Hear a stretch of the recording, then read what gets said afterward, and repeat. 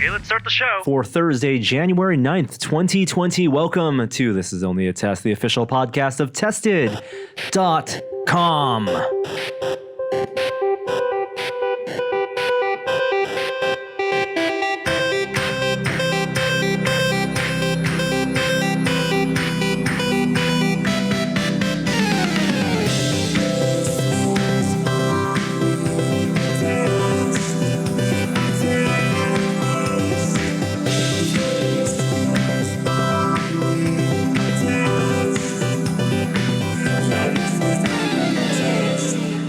Hello and welcome to a special We're Not at CES episode of the podcast. We're in our studio. I'm not bummed out about it. Yes, I am bummed out about it, but let's be bummed out together, or maybe not. You haven't been to CES in years. In 2 years. So this was the third year you haven't been. Third year, and past 2 years. 2 years ago, Jeremy Williams here on the podcast. Mm-hmm. 2 years ago, I was in New Zealand, I believe it was. Yes. We were filming the, that was 2018. January 2018 was Adam, Joey, and I were in New Zealand. We were filming that short film, spending a week with What a Workshop. And so perfectly good excuse not to be able to skip CES that year. But that was the great CES blackout. I missed the great CES blackout. And then last year, I had a baby. That's right, and I couldn't spend a week away when he was These but flimsy a month excuses. 6 weeks old.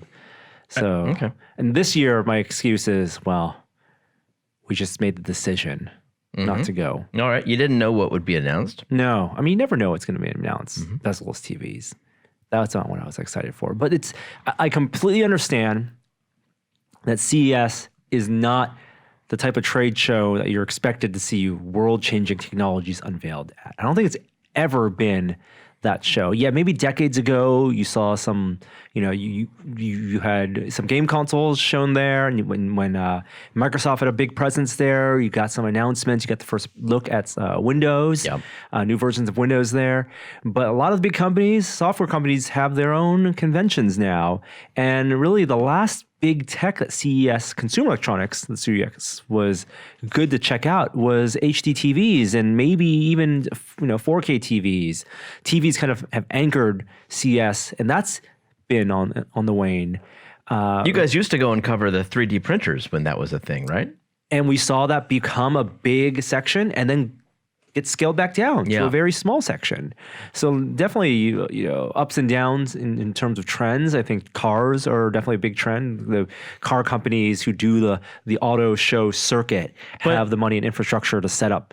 But concept cars, not like real cars. Not real cars. Yes, and mostly concept cars. And there is a whole section just for cars, and Audi and BMW usually have some interesting things to show. And we'll talk about all that stuff. Kishore, welcome to the podcast as well. Hi, I'm also here. Yeah. How are your guys' past weeks? It's really good. Yeah? Yeah, Kids are back at school? I saw Hamilton. You did? Yeah, I took my kids and some friends. Will? I took Will. Yeah, my mom and stepdad couldn't make it, so I invited Will and Gina, and they had not seen it before. So that was such a privilege to share that with them. I was so happy to be able to do that because they really liked it, and it was a stellar performance. When we got seated by the usher, she said, "How many times have you seen the show?" And I was embarrassed to say I've seen it this will be my fourth time. Wow. And she was not impressed. Well, she's an usher. She's seen it, hundreds of times potentially. She said, when you're in double digits, come talk to me. Well, right now you're still a newbie. Anyway, it was goaded into buying more tickets. We were a little concerned. We sat down. Both Hamilton and Burr were understudies. Okay. We're like, what are we in for? Yeah. Stellar. Absolutely. I got to believe so. Understudies, they're not picking people off the street. Yeah, people who could lead the show themselves. You're basically in the top 10 Hamilton performers worldwide if you're an understudy for the show. And they're raring to go, right? That they're not going to miss their shot, so to speak, right? Sure. Like they want to be noticed. Were you nervous about marks and chemistry and Yes. You were anxious because you're like, it's an understudy. And do they have the chemistry with other performers? The way they start out the show is the same way they did with the last time I saw it, which is Hamilton plays it a little timid. He's like not sure of himself. He lacks confidence. Yes. And I was worried that was the actor. But it turned out, no. This guy brought it, and it was the best Hamilton I've seen. Wow. All right. High praise. I wonder if that will be the new Hamilton for this show, because a lot of this company are moving on and doing other projects or moving to different productions of Hamilton. You mean in the San Francisco the San cast? Francisco one, because that's still playing through May 31st here. I also saw Hamilton last week. Yes. In the time since we've talked, and I got the understudy for Burr, but not for Hamilton. And so for me, it was great to see how that Hamilton performer had evolved. My memory since I saw him last February, to now in January, and he did a great job. Good. Yeah, definitely made it his own. Everyone looks super comfortable. Yeah, they know the show. Roles. And it's. If you've listened to the libretto, if you've listened to the album, the cast recording, which was recorded now, 5 years ago? Yeah, the original Broadway cast. It's and you kind of have it's unique in a performance because it's an audience. I imagine if it's their first time seeing it, or if it's their fifth time seeing it, or 10th time seeing it, the canonical performance in their head is the cast recording. Yep, it's something they've probably listened to dozens, if not hundreds, or maybe thousands of times. And it's so delightful to see the variations. And you don't feel like you're being shorted the Hamilton experience. I actually relish the subtle differences. Me too. On stage. Me too, absolutely. And I also stand by the notion that, like Shakespeare, the work is bigger and better and more impressive than any one performance. And when it comes to Hamilton, just hearing this performed by any cast is going to be a good experience. Yeah. Kishore, how was your past week? I didn't see Hamilton. What are you doing here? I don't know. I have to leave this show. I had a good last week. I'm readjusting to normal life. Now that kid is back in school, I have to go to sleep at normal hours. I can't play video games all night as much. Things. I have to be an adult again. It's hard. I can relate. It's why you come to the podcast. It's a place where I don't have to be an adult. Don't have to be an adult. There are no adults in this room. I'm doing this coffee thing. I'm doing a kind of a diet. I'm trying, new year. I need to lose 20 pounds, so back me up. Wow. I have a system I can introduce you to. I know you've done the keto thing. Yeah. So I'm trying to do as limited carbs as possible. So I got this. I put stevia in my coffee, and that's the green stuff.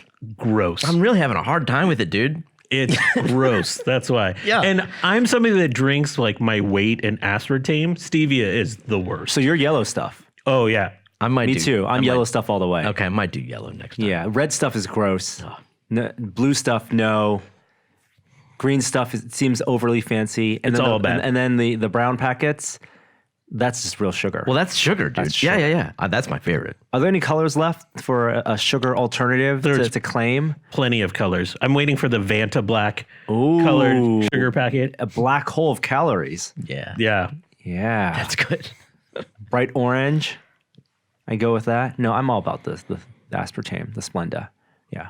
But if you're into real sugar, it's hard to get off. Are you ready for everything with real sugar to taste weird to you?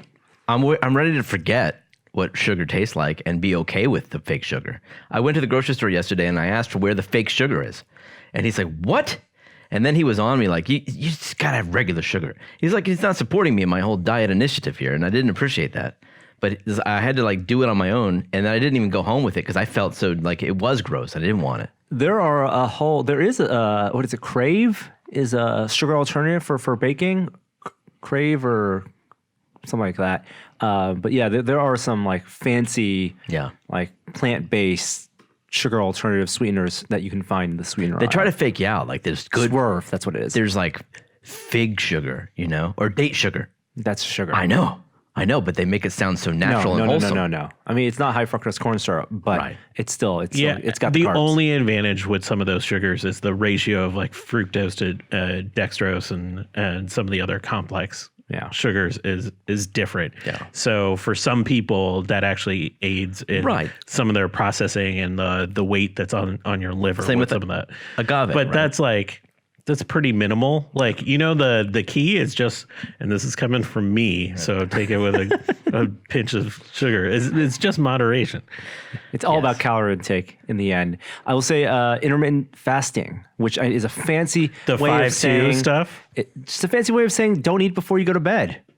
No, there's actually a study that came out in the New England Journal of Medicine, I think 2 weeks ago, about the 5-2 intermittent fasting, where it's basically you do 5 days of normal caloric intake and 2 days of intermittent fasting, and that it actually had some statistically significant How benefits. extreme were those intermittent fasting days? How trim? So it's usually like if you're on a 2,000 calorie a day, let's just say, the fasting days are about 500 calories. Oh, that's for me. It's more about just eat dinner early and don't eat after, let's say 6:30 p.m. and then. Oh, I thought you were going to say don't eat after midnight. Well, definitely not eating after midnight. You don't eat after 6:30? That would be hard for me. I eat early dinner. Yeah. Put the baby to bed. I will have tea in the evenings. I can have tea with my fake sugar. And then in the morning, I will eat at, 7:30 or 8 a.m. a very light protein heavy breakfast of eggs or, cheese and then not eat till lunch. And that really helps. Oh man. It's the feeling hungry part of a diet I don't like. Do you need to feel full to go to bed? Yes. I mean, you can have a big dinner. Don't we all have There's no reason you couldn't have a big dinner. You're just having it earlier. Okay. And you're not stuffing yourself with, sugar and desserts before you go to bed.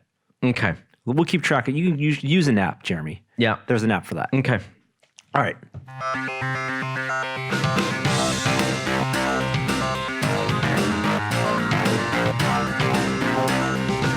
Top story this week. All right. Top story CES. Yes. There's so much out of there. It's happening right now. We're recording this on Wednesday, and CES goes through Friday. All the press conferences are done, though. So presumably, all the announcement from the big companies are out there, and I'm excited to see what all the reporters there and bloggers there, what they're interested in and their content coming out of it. Mm-hmm. But a few things have already caught my eye, and I don't know how we want to go down this list. Mm-hmm. I'm not going to go through press conference by press conference, but let's start with some weird stuff. We got from Samsung, we got a robot Bali. Mm-hmm. Bali? You gonna do it? Oh yeah, I'll put it up. Put up a video. So this was described as like BB-8 come to life. It's not BB-8. No, it's a ball. Well, BB-8's two balls, a ball and a hemisphere. Yes, this is not that.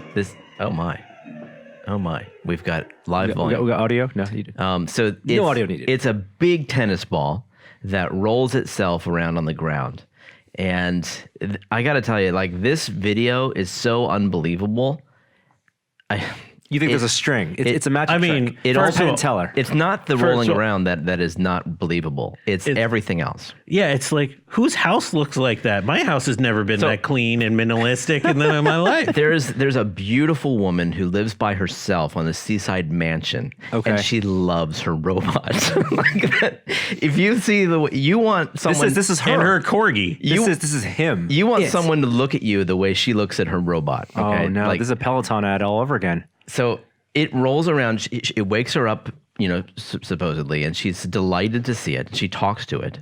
Did you just see in the video? There's also Samsung's product integration, rotating TV. Yes, we're going to talk about that too. Okay. So then, I don't know. She goes off to work. The robot sort of entertains the dog. The robot looks at the dog, sees the dog is upset or bored, and turns the TV on for it. The dog loves that. Comes over and is so excited to have something in its life. It knocks something over. The dog knocks a bowl of cereal over. The robot sees this. First of all, it's Fruity Pebbles, and there's no way that woman's eating Fruity Pebbles. The robot sees this and then decides what to do about it. Uh-oh. It looks over at the robotic vacuum, activates it, has the robot vacuum come over and clean up all the Fruity Pebbles, and then go back. And then it plays chase with the dog. First of all, let's us agree, no dog has reacted that calmly to a vacuum cleaner in the history of mankind. I thought you were going to say a rolling tennis ball, because there's no dog that's not devouring this robot on sight. It's true. And then eventually, sweetly, the dog takes a rest and robot, what's it called? Bally nuzzles up against the dog and they sleep together. Does it emit warmth? Is it like, is it discharging energy? I think it video conferences the owner as well. And she's, of course, delighted again.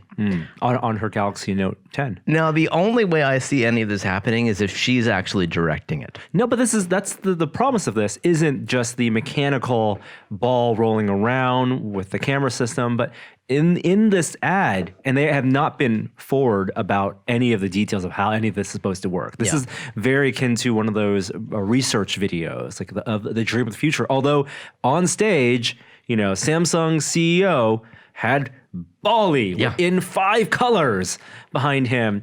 It's all AI driven.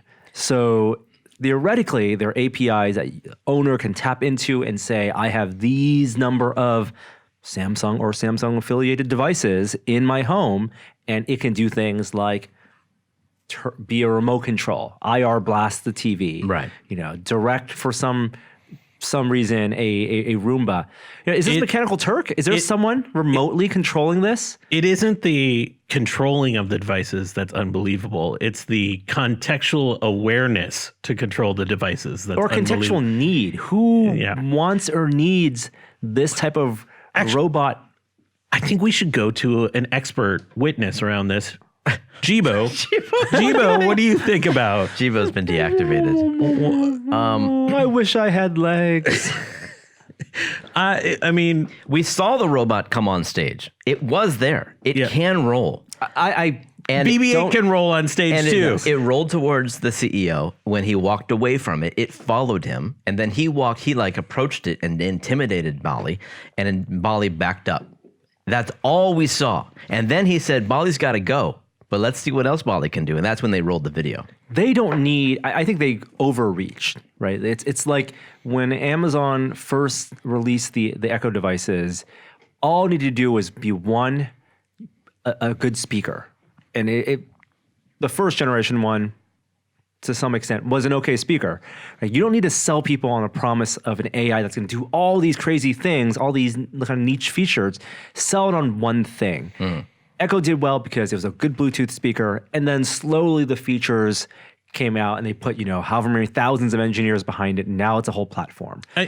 Don't leap before you can walk. I don't or roll. Disagree with that, but I think there's something about the concept behind this, which is AI that can move with you or that is mobile that we haven't sort of proven out as a core problem area or need. I mean, accepting our phones, which we travel with, I don't think there's a use case for AIs being being a physical device that moves in your house versus the Star Trek computer, which is just always on and with you in every room you go to. Echo. Which is what Echo is.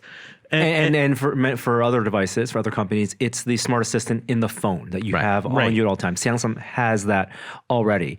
I think if you're talking about a mechanical device that you want internet activity with, the base level feature, because the customer base for this is not going to be, a family of 4 who have tons of bills to pay and just want a new phone for everyone, right? It's going to be someone who has $1,000 to spend on some crazy luxury good. The most utility they can get out of that is it just being cute and novel and responding to you. Get that part right first, and then you can add the features. Jibo, the best part of Jibo was the fact that it kind of looked at you when you moved around. Yeah. And it made faces. It smiled at you. That's all it needed to do to feel like you're getting some kind of, some utility, some happiness out of it. Yeah. I actually think with the ubiquity of in-home smart cameras, I think that's actually the play here is here's a AI enabled camera that can replace all the cameras in surveillance your house. Mode because it just you go on Sentry. Bali, Sentry Mode. I mean, it's ridiculous, but I think that's interesting. That might be a reasonable play. Like a Roomba that's just a camera on Sentry Mode. And a smart camera. And something you could maybe tap into to monitor your pets when you're away. Mm-hmm. Yeah. AI controlled, can't go upstairs. can roll downstairs. I'm not sure that can go on shag carpet. Like, yeah. It's a really small ball, and whatever mechanical. Did you see the way it works? It has these 2 treads. Yes, yeah, but that's not going to give you enough torque to or clearance. I mean, it doesn't. It works on wood. Right. Tile. Yeah. Do you have hardwood and 5G uninterfered Wi-Fi throughout your house? We may have a device for you. And a tame dog. We're going to stick with Samsung because they have a bunch of, and again, this is why I want to be at CES. Of all this weird stuff, impractical products, the prototypes we'll see the one time that will probably never ever get released. But Samsung also has an artificial human avatar project. Project Neon. This was leaked before CES. People found hints of it in social media and then dug into, found some videos that were then put out. So, how does this work? Is this an AR thing? It's a fully generated. We have a video up of humans talking, look like humans in a video that are fully digitally created. They are not real. Oh wow. No kidding. I thought maybe one of them was, and we had to decide who was the imposter.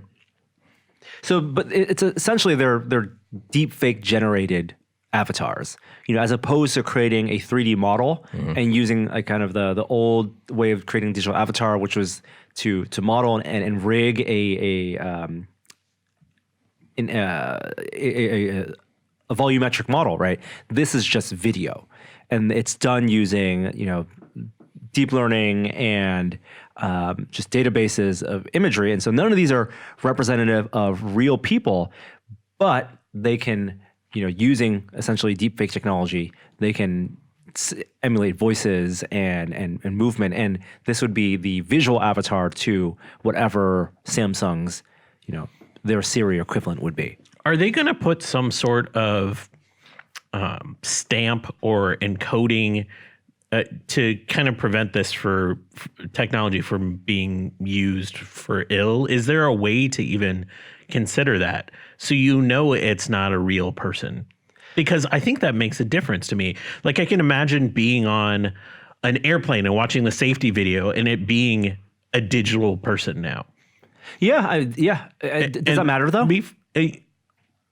I think I want to know. Why would you want to know? Like, the safety video is an interesting thing. Like the people in it safety, doesn't matter, right? Exactly. People in commercials, like doesn't matter. Doesn't matter. They are literally avatars for the marketing or for a specific service. It's because of the potential for ill. The technology being used for ill, for us to being able to identify it. I actually think there's people from Facebook testifying in Congress this morning when we're recording about how they're able to analyze deep fakes on their platform and pull the them new down. Policies of removing all deep fakes, unless they're political ads, of course, because they're not going to go verify those. But I think the Neon project, which is under Star Labs, they're claiming that this will be used initially as service representatives, financial advisors, concierge services. So if you go check into a hotel, as opposed to having someone behind a desk, people are already doing expedited, ATM style check-ins for hotels. They can put some type of avatar there, which may give you, it's the robocall. It's the robocall, but video in person. Now, if that moves into what they hope it to move into TV anchors, spokespeople, movie actors, companions and friends in their parlance, like that's where I feel like this is going to be insufficient. TV anchors, that's where it can get scary. Because you are building a relationship as a viewer with a person that you trust. The TV anchor isn't there just to read the teleprompter. They presumably can think for themselves and have an opinion.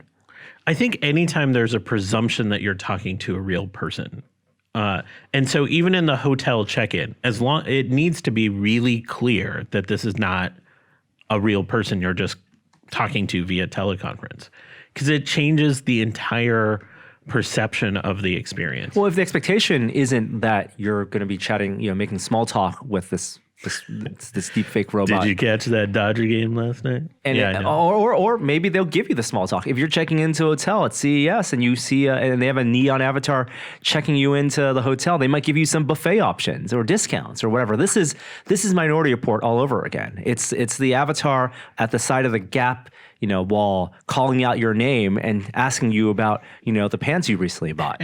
And the whole reason I'm bringing this up is that it's easy to just say, like, this technology is amazing. And I think with this kind of technology, we just can't keep having that conversation stop there. We have to talk about the ramifications of it. It reminds me of Micah from Magic Leap. Do you remember that? Yeah, which they're still pursuing right now. And absolutely. That's supposed to exist in your, in the Magicverse, in mixed reality. Right. Exist, as a one-to-one companion. But that you can interact with. Are they saying that you'll be able to interact with this? Yes. Yeah. And they want to generate in real time and be responsive the type of interactions that, again, with the expectation set that you are interacting with a concierge or, a healthcare representative. It's the robocall expectation. Yeah. It'll be certainly interesting to see how that interaction evolves. Because right now with Echo, it's almost like prompts. It's like an adventure game. And that's fine because, again, your mind, you're expecting that. Yeah. Like you've trained your language. So if you go back to the Star Trek computer, the voice commands that Picard and Riker were giving to the Star Trek computer were all, call and response. They weren't interrupting each other. It was typing and entering. And there was an expectation that you would have, yes, you would have natural language. You could queries, but it wasn't conversational. Right, exactly. And I think, again, what they're betting on here is that the visual look of the avatar somehow gets you to engage with this robocall, the robot better. And I don't know if that's necessary. For some people, it might be. Maybe the research will show that will make them more comfortable or ease the interaction. Well, you were just telling us that all they needed to do was create a face and make Jibo look at you as if it had a personality. That's true. Yeah. But that's an uncanny valley thing. Again, when I look at Jibo, I know it's a robot, right? Good. Is it better to have photorealism, or is it better to have something that just has the gestures? The Jibo head nod for me to acknowledge that I'm finished talking is sufficient for me. Do I need something that looks maybe like in the uncanny valley? Well, that's what deepfakes have done, is they've crossed that line out of the uncanny valley. I really want to go to that Salvador Dali museum exhibit where you could have a conversation with their deepfake Dali and wonder, because that probably is the closest where the expectation is set that you are interacting with a artificial deepfaked human, but they have this conversation tree that you can go down and the minimal interaction. This feels like the evolution of that. Intel had a big presence over at CES, a wide range of things they were showing, and AMD, of course. We'll start with Intel. Intel's next-gen, Ice Lake's already been out, but then they showed Tiger Lake CPU. So the big things for Intel were Tiger Lake is their 10 nanometer, plus CPUs. And it's mobile. That's the big thing. Yeah, I mean, it's going to be in their next generation Y class and U class CPUs. It's like you're speaking another language. Okay. What is Tiger Lake? Is that current generation? The next generation. Nobody has Tiger Lake. No one has Tiger Lake. Okay. Tiger Lake was shown for the first time. I mean, not desktop or mobile. Correct. Okay. Correct. So, and they're going to release mobile alongside desktop. Is that right? Is that what you're saying? I think it'll probably be mobile first. Desktop sometimes usually a little bit behind, at least on if we're talking about 6 cores or 8 cores. Gotcha. Okay. A lot of the Intel presentation, they were touting the Tiger Lakes while holding laptops, and like they had a Lenovo bendable laptop that you could foldable screen. That had a Tiger Lake in it. Intel also has this thing called Project Athena. This is their new kind of certification. Before, when you wanted to call, Ultrabooks, right? If you wanted to call it an Ultrabook, it had to meet certain specs and maybe use certain chipsets coming from Intel. So Project Athena from Intel is for the laptops. They announced this last year, but it's now we're going to see theoretically more notebooks and notebook manufacturers fall into Project Athena qualified status, certified status. You think this is going to open up more laptop gaming? Because a lot of the demos they showed, a lot of the big visualizations they did were Tiger Lake driven off of like an ultralight laptop. And I think that's, you go back to the Ultrabook analogy, the Tiger Lake stuff and the Project Athena stuff is not for gaming. That's for all day battery life. That's for, 100% responsiveness with always connected Wi-Fi 6, gigabit LTE options, Thunderbolt 3. They actually showed Thunderbolt 4 also as well. And it's more about long use performance targets for the bare. So more like Office and Photoshop and that kind of stuff. 16 hours of video playback, 9 hours of wireless web browsing, charging certain, under 30 minutes for 4-hour battery charge. Those kind of base specs that they want to elevate and of course have everyone use their chips for. So the speed race is kind of over. Now there's still the speed race, but I think now that they're on a 10 nanometer process, efficiencies are where they see the advantages. Yeah. On the high end, like the H class. So on Intel's side, you have the Y class processors, which are the 2-core. Previously, that's what you'd find in like a MacBook Air, or the M class processors. U class is like what you find in a MacBook Pro, 13-inch, and then the H class is what you'd find in like the 8-core, 6-core processors, and those are still, I think, on a 14 nanometer process, not on 10 nanometer process yet. But they also have a new Nook, next unit of computing. Do you remember the Intel Nook? I have one in one of my gaming little cabinets. They're small. Yep. Right. The whole idea was that they have this form factor. They're as big as about like an Apple TV. They're very small. Very small. You buy a kit where it comes with the processor. You provide your own RAM and storage and OS, but then you have a tiny computer that you can use to drive a TV, drive basic computing, modular and some expandability, but it's essentially all your base. It's like a powerful x86. Expensive Raspberry Pi. That's not what their new one is. Their new one is not that, because it's, while still small, it looks more the size of a speaker, a subwoofer. Well, and it takes maybe? a full-size graphics card. That's one of the reasons why. The chassis, it's called Ghost Canyon, and it uses their Intel processors up to a mobile Core 9. It has a modular compute element. It's called the Intel Compute Element card that fits into a PCI slot, and that part is exchangeable, and that's what holds the CPU, the RAM, and the chipset and storage. So it's kind of upgradable. It's like it's almost like a server style design where you have a blade that fits in. But you have to buy their blades. And the blade would be the expensive part. Because the computing element, that blade is what they're going to upgrade over time with their new chipsets and new processors. That's what they promised to. That's what they promised to. But the chassis itself, again, what's the form factor of this? It looks like it's about 6 inches. It looks like a thick. lunchbox. A little bigger than a lunchbox. Yeah. Big lunchbox. Big lunchbox size, but it needs to be that big because it can also fit a full-size graphics card. A full dual slot. Graphics card, obviously graphics cards comes in different sizes, so you got to make sure that you're within the length requirement. Yep. And it can't be a 2.75 slot card. It has to be a 2-slot card. But if you got that, you're good to go. PCIe X16 up to 225 watt GPU. Can't you put like 4 SSDs in it, I think? They say that they will support support any graphics card, any current gen graphics card that will fit in it, the power supply. That's pretty impressive. That's pretty good. Yeah. Yeah. So who is this for? If you're I could see this for people who want to build VR systems, desktop VR systems. But why are you prioritizing size? Just because you can put it in a backpack and go? Yeah. Why do you do that?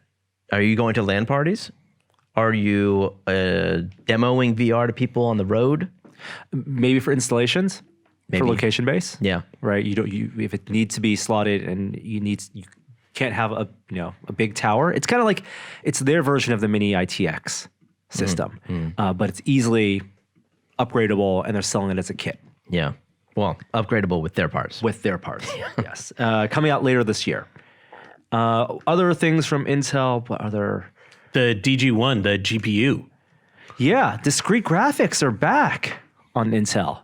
What do you mean? They've always been there. They have integrated graphics. What's the difference? Oh, They're going to sell video card. gotcha. Yeah. Huh. Not a lot of details. They did show it running Destiny 2. And it will be part of the Tiger Lake platform on notebooks. So Intel discrete graphics. I don't know what else there is to say about it. There isn't. I mean, they just showed an image of it. There's nothing. But it's been long rumored, so it's so it feels like it's in the next probably 18 months. We'll see this for sure. Is it going to compete with NVIDIA? I think that's their hope. I mean, that's not easy. No, but I mean, they have a massive advantage. Well, they can design integrated systems to have to bundle this, so people don't have to, And still make it upgradable too. Yeah. Okay, cars. Couple cars shown at CES. Sony. Fake cars. Yes, prototype concept cars. Well, this is the least fake of the fake cars. The Sony one? It's 100% fake. It's 100% fake. It's fake, but it's the least fake because it looks like a car, at least. You want it? No, but I mean, it looks like a car. It has like 4 wheels and a steering wheel and stuff. Those are the things you need for a car. Yes. I kind of want this car. I like this car. It's called the Vision S. Who do they make this with? Yeah, it's partnered. Magna, I think is the name of the company. Right. Yeah. Byton. No, Byton has made the other EV, I thought. Oh, sorry. It's got screens everywhere. It's just what this is a demonstration by Sony for what they could do for the auto industry. And if the auto industry sees this, they're hoping the auto industry might call, I imagine. And use their electronics. Yeah. And Sony connectivity and Sony electronics and image sensors. But I think really like partner on a low level and integrate this stuff, into the design of the interior, not as an afterthought. And not just interior, but also on world-facing sensors. Absolutely. So for car startups, we talked last week, what it would take for a new electric car startup to overtake a company like Tesla. They might not have the R&D to spin up all the UI and all the electronics that you need. Then maybe they just want to focus on the drivetrain, right, on the motor system, the battery or something. They could then partner with a company like Sony to integrate, the cameras needed for autonomous driving, or the entertainment systems needed on the inside for the dash or for the HUD, and for the passenger seat entertainment systems. So Jeremy and I were watching the Verge's video where they went inside this, and there's screens everywhere, like fully across the entire dash, but they're sort of separated. So the driver has like a different system than the passenger front. What do you think about this? And this is a move, and we saw in multiple cars, of having a screen just across the entire front of the dash. First of all, I don't think in terms of distraction, it's much worse than what Norm's got going on. Or any car that has a massive computer monitor, which is clearly the way we're all going.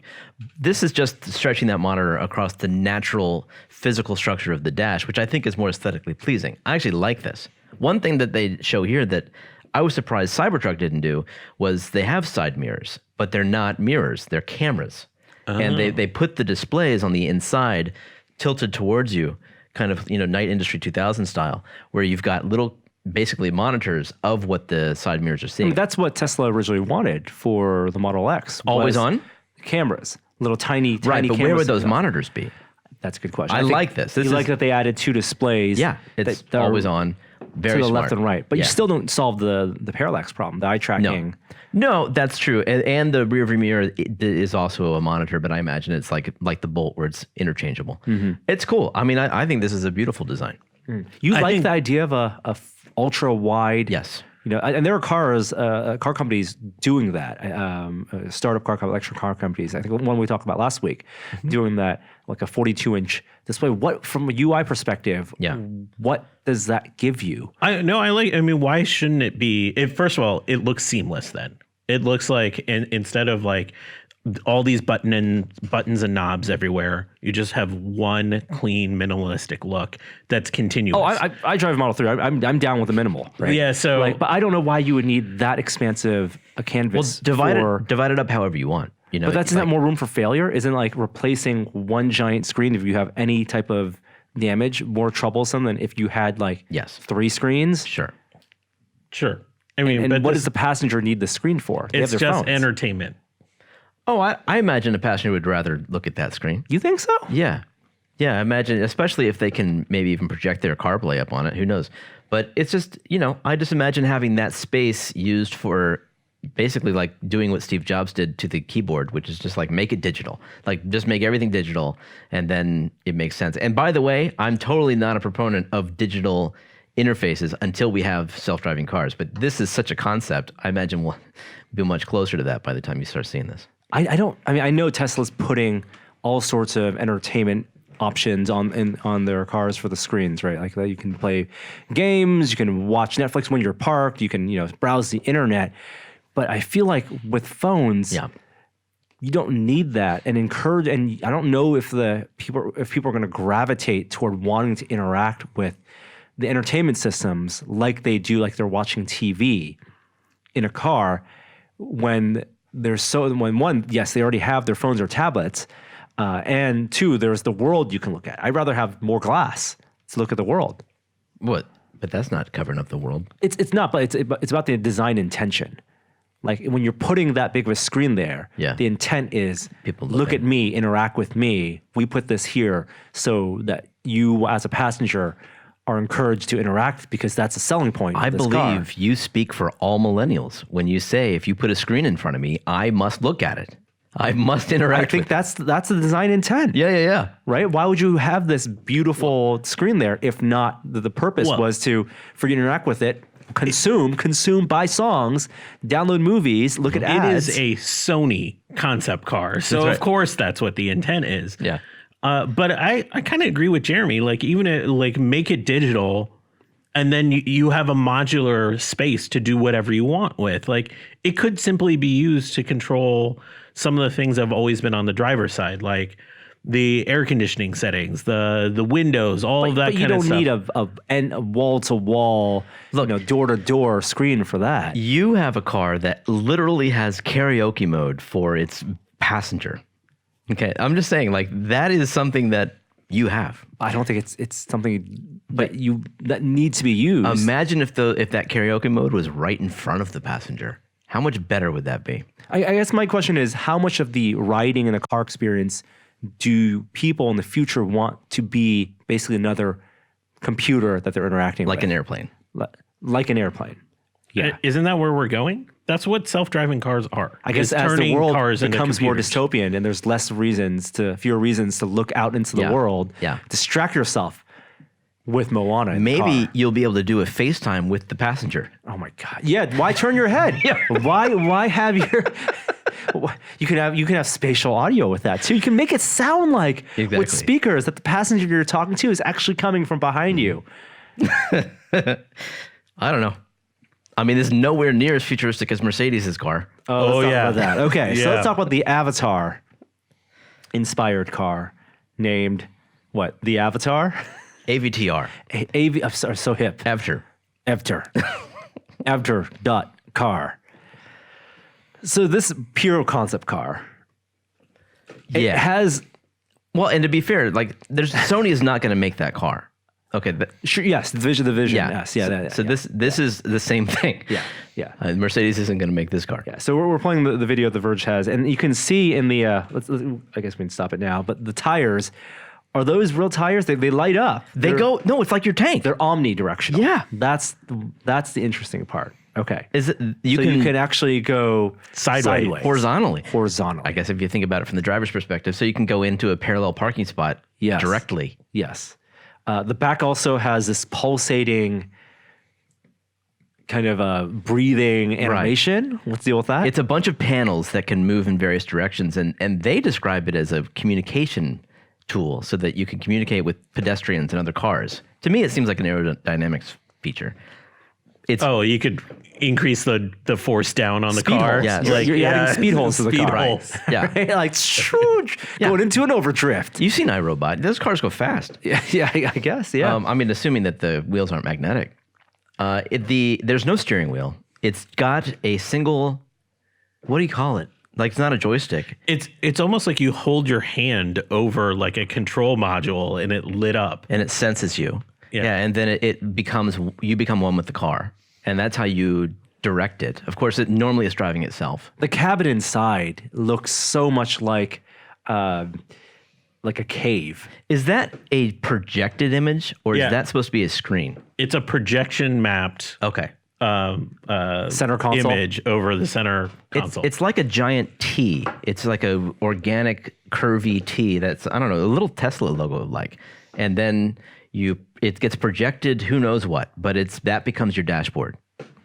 And by the T he means like the down part of the T bisects the driver and passenger front seat and then turns into the dash. It's this massive thing. The wheels are lit up with these pulsing lights that are inspired by the plant life on the Avatar planet.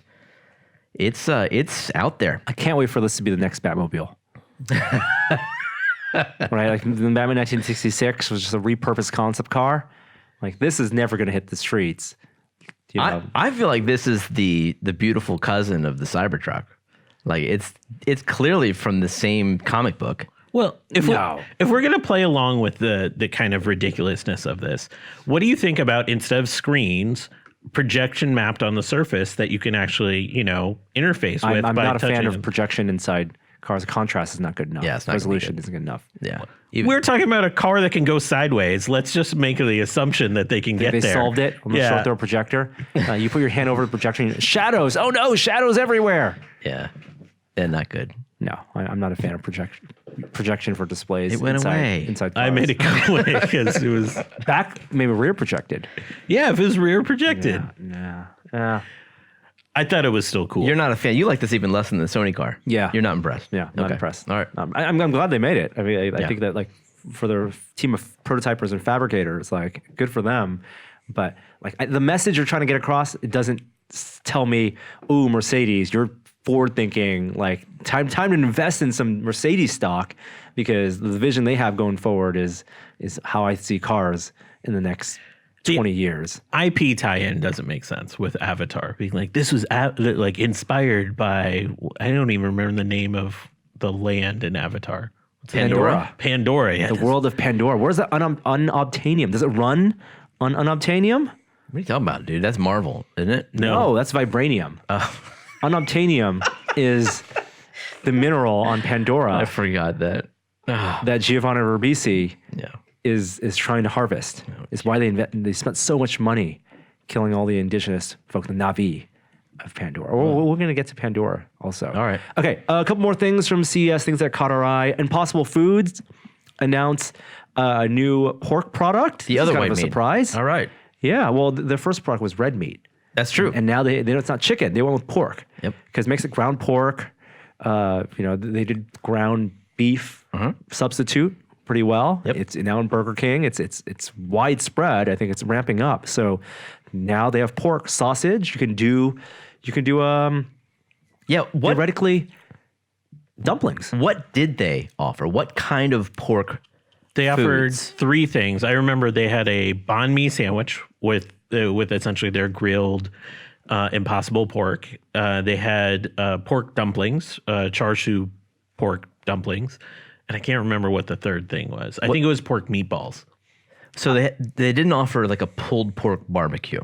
No, but the fact that they had the banh mi, that shows you they had enough confidence in the structure of the pork. Yeah. So that wasn't just crumbly ground pork substitute. It looked like strips of something. I'd like to see if they can do pulled pork. I mean, that would be amazing. I'm a huge fan of pulled pork, but I also really like keeping pigs alive.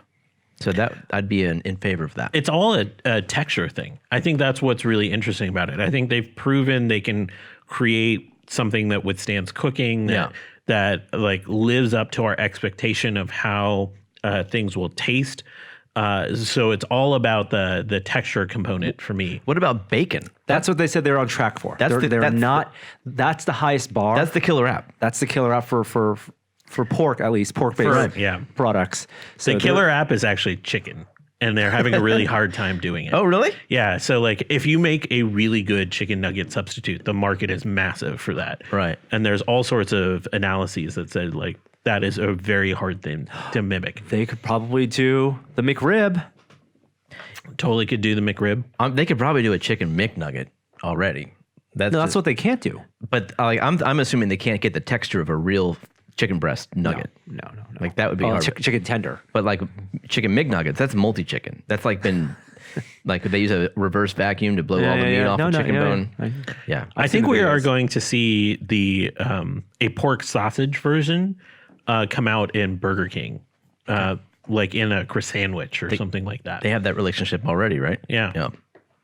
We're going to go with one more thing from CES, something that more in the gaming world. Arcade 1UP had a big presence there. And they dropped so many announcements. Now, if you're not familiar with Arcade 1UP, they're the company that makes your basically flat-packed, build your own IKEA-style 3/4 size arcade cabinets that use LCD screens that have emulated games. So you're not running real arcade boards, but basically you're either buying a multi-pack of maybe 4 games or individual games.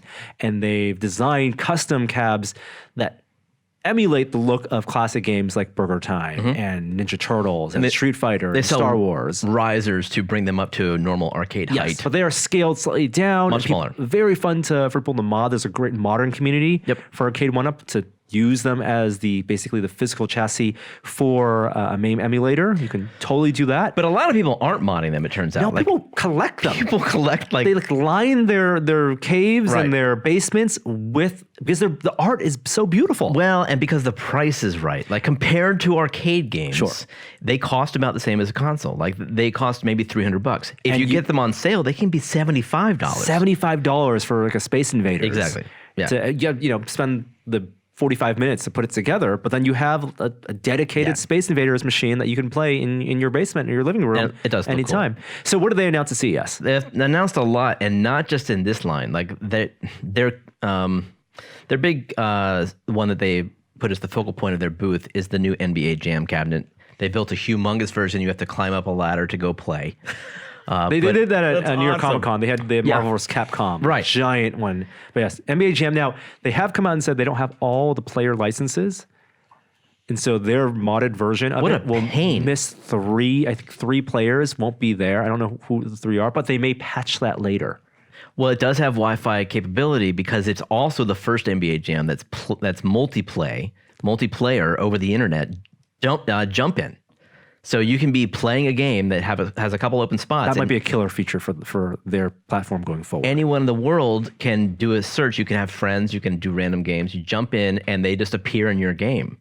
I don't know how they did that. Like, this is not MAME, right? This is some kind of ground-up reworking of the code. Well, they work with companies like Other Ocean to do digital clips. Absolutely. Some of the emulation, but that's just a core game, right? They're building a back end that the original game never had. Exactly. And they're not charging like a monthly fee or anything. It's just, can you buy the package? I think it'll exist as long as Arcade 1UP does. True. That's such a novel idea, having a dedicated machine that makes it more of an arcade because you have a reason to go to that machine now because there are other players there. Yeah, and unlike like a PlayStation, the likelihood of people playing this is high. At least they'll have a better sense of how many people might play it based on the sales numbers. Yeah. Because you turn it on, like you only can play NBA Jam. Mm-hmm. There's actually 3 NBA Jam variations that come with the cabinet. But awesome game. It's a 4-player cabinet. Is there voice communication or is it just play? Good question. I doubt it. I doubt it too. I bet it's just play. Yeah. But maybe sometimes that's all you need. And global leaderboards, presumably. I imagine. Anyway, so yeah, they unveiled NBA Jam. It's I think maybe their 3rd 4-player cabinet. Ninja Turtles, and Cap Marvel v. Capcom. I think was but I think that was just a 2-player. Maybe it's their 2nd. In any case, they're redoing a bunch of their first wave cabinets with lit marquees and lit buttons because that's what the modders are doing. Yep. But they also have a Burger Time cabinet you can get on their website right now. But the cool things to me were the things we didn't anticipate, which was a pinball game, a virtual pinball game. So not mechanical pinball. No. It is a screen that's flat, but the form factor is that of, again, a scaled down pinball cabinet. It's a bigger screen than they've used in their arcade cabinets. Their arcades have been 17, I think, maybe 19 in some cases. This is a 24-inch monitor that's, as you said, flat. Mm-hmm. And then there's a second flat. A second monitor in the back box that acts as the dot matrix display. a full back glass. Of course, it's again 3/4 scale, so everything's LCD smaller. DMD in the back that again emulated, so they're synchronized. Flippers on the side, couple extra buttons on the front, no plunger, just a launch button. No haptics. But there is haptics. They put haptics? solenoids inside so that when you flip, and apparently when it hits the bumpers and things inside the game, it actually fires solenoids. I'm so curious how that feels. To give you the feel. And people who've tried it said it's the closest thing to a real pinball that they've felt. I mean, most don't do this. That's pretty awesome. They don't have the accelerometer in there yet, but they say that's coming for nudging and tilting. Sure. Tilt warning. They're going to have 10 games, and there's 2 models. There's a Star Wars model, which will probably have, all the, but I didn't even say this is Zen Pinball partnership. So it runs FX3, which is interesting because FX3 has never run on anything less than a PlayStation 3. And this is normally their hardware is all kind of Raspberry Pi, not Raspberry Pi, but that level of hardware. Yeah. So they must have ported it to some Android operating system or something like that. This is kind of a custom reworking of FX3. I don't think it's an Android system. It's probably all custom silicon, right? It might be. I don't know.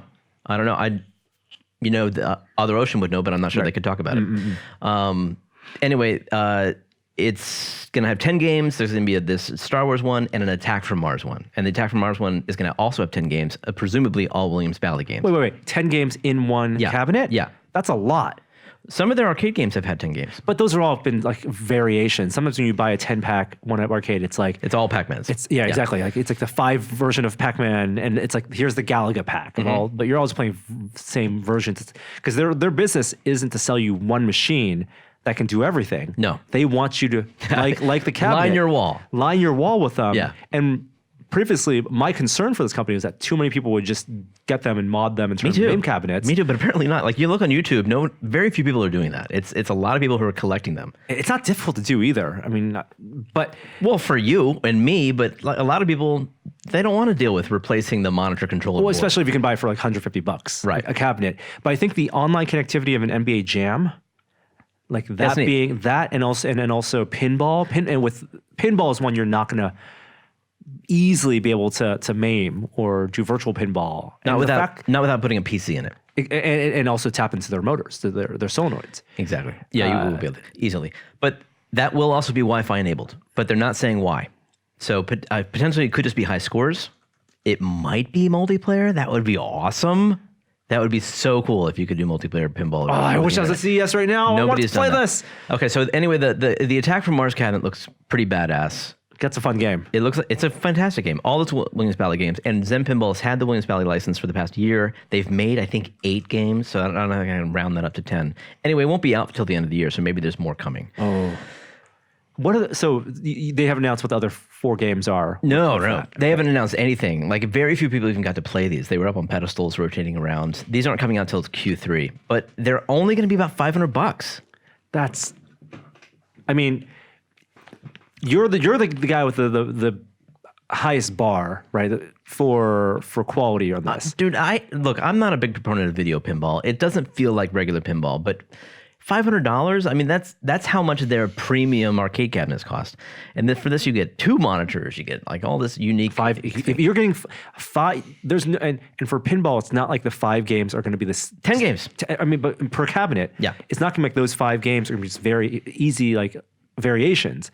Pinball games are very different. Yeah, very different, exactly. And so you're getting potentially a lot more value and maybe saving a lot more space. Yeah. Maybe they're doing it because they don't know how big the pinball market. There's not that same nostalgia factor.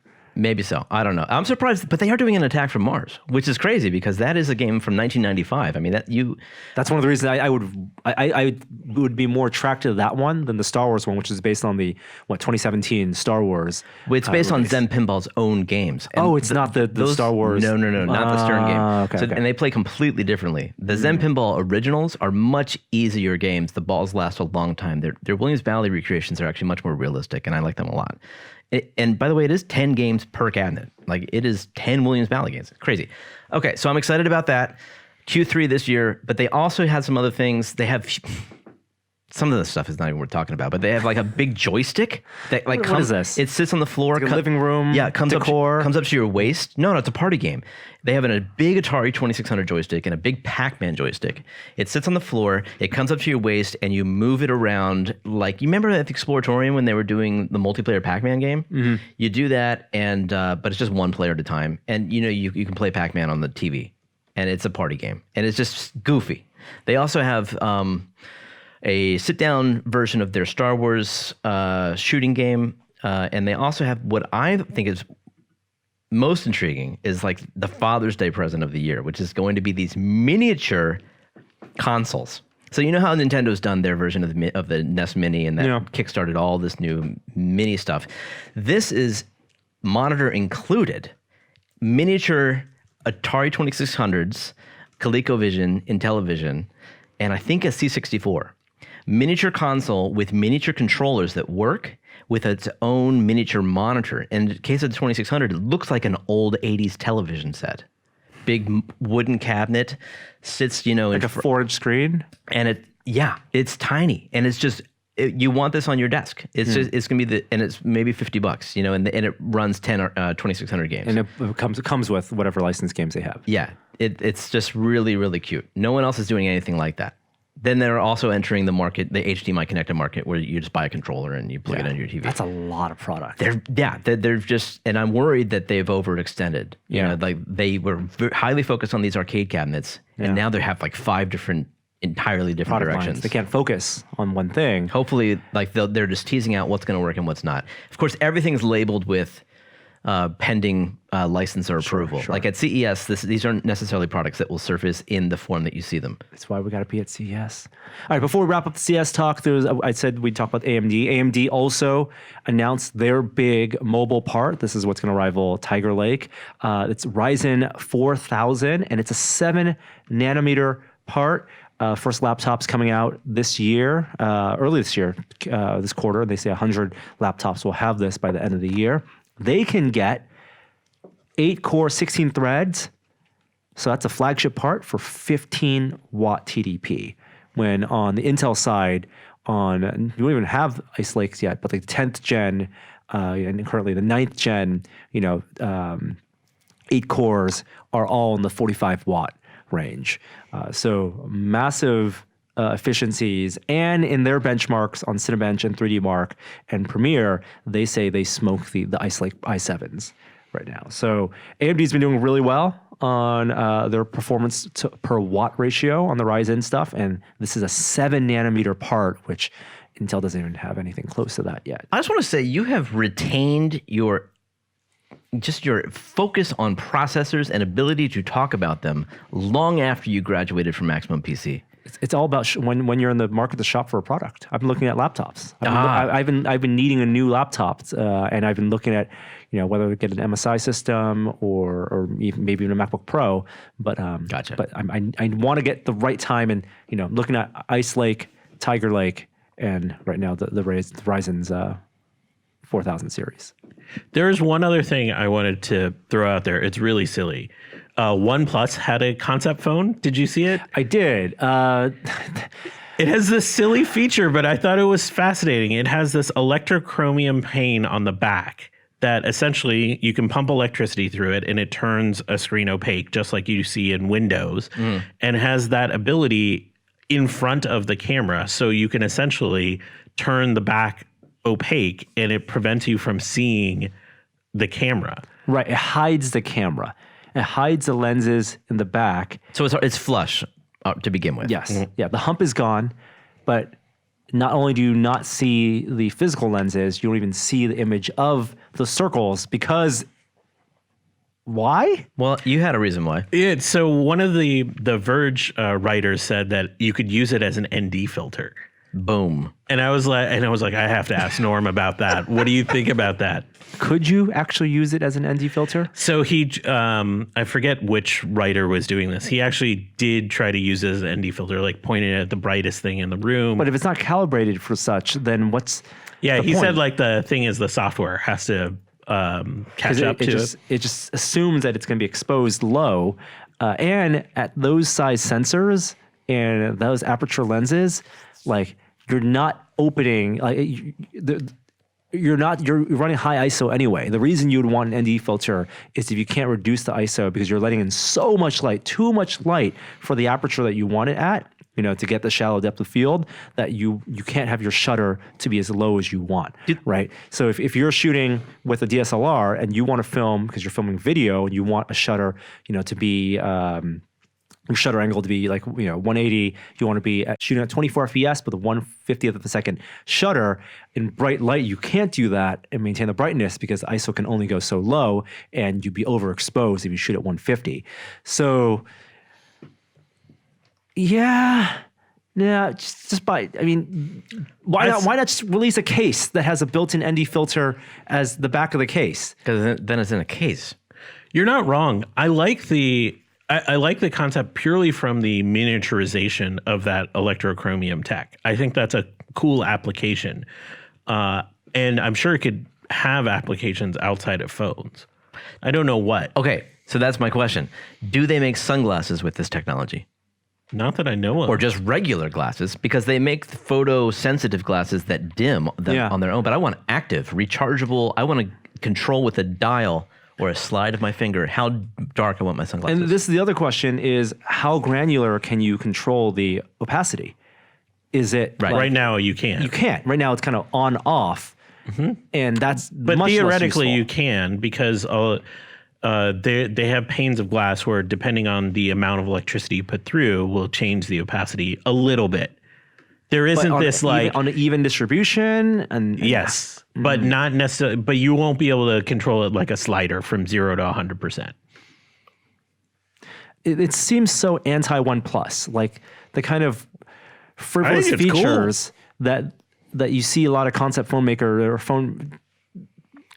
makers do is against what OnePlus wants to do, which is to create a great phone with high-end hardware at a reasonable cost.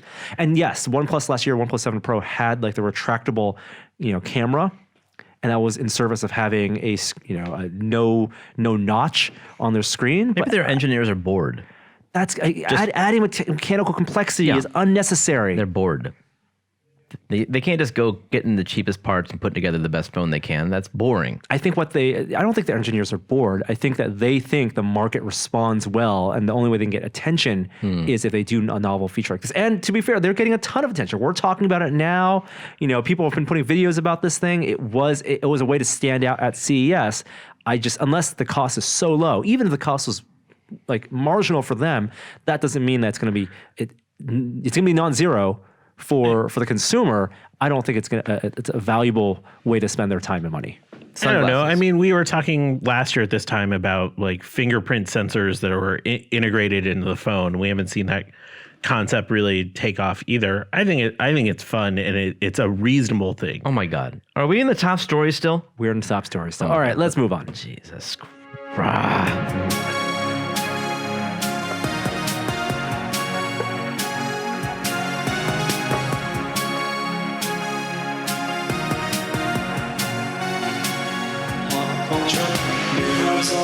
Okay, we're gonna get through pop culture relatively quickly. There's still some stuff to talk about. We also saw the first trailer for Mythic Quest. This is the Apple TV Plus show from the creators of It's Always Sunny in Philadelphia. It's starring Rob McElhenney, and it looks so much. I think we all expected to be like a Silicon Valley style comedy, except about video game designers.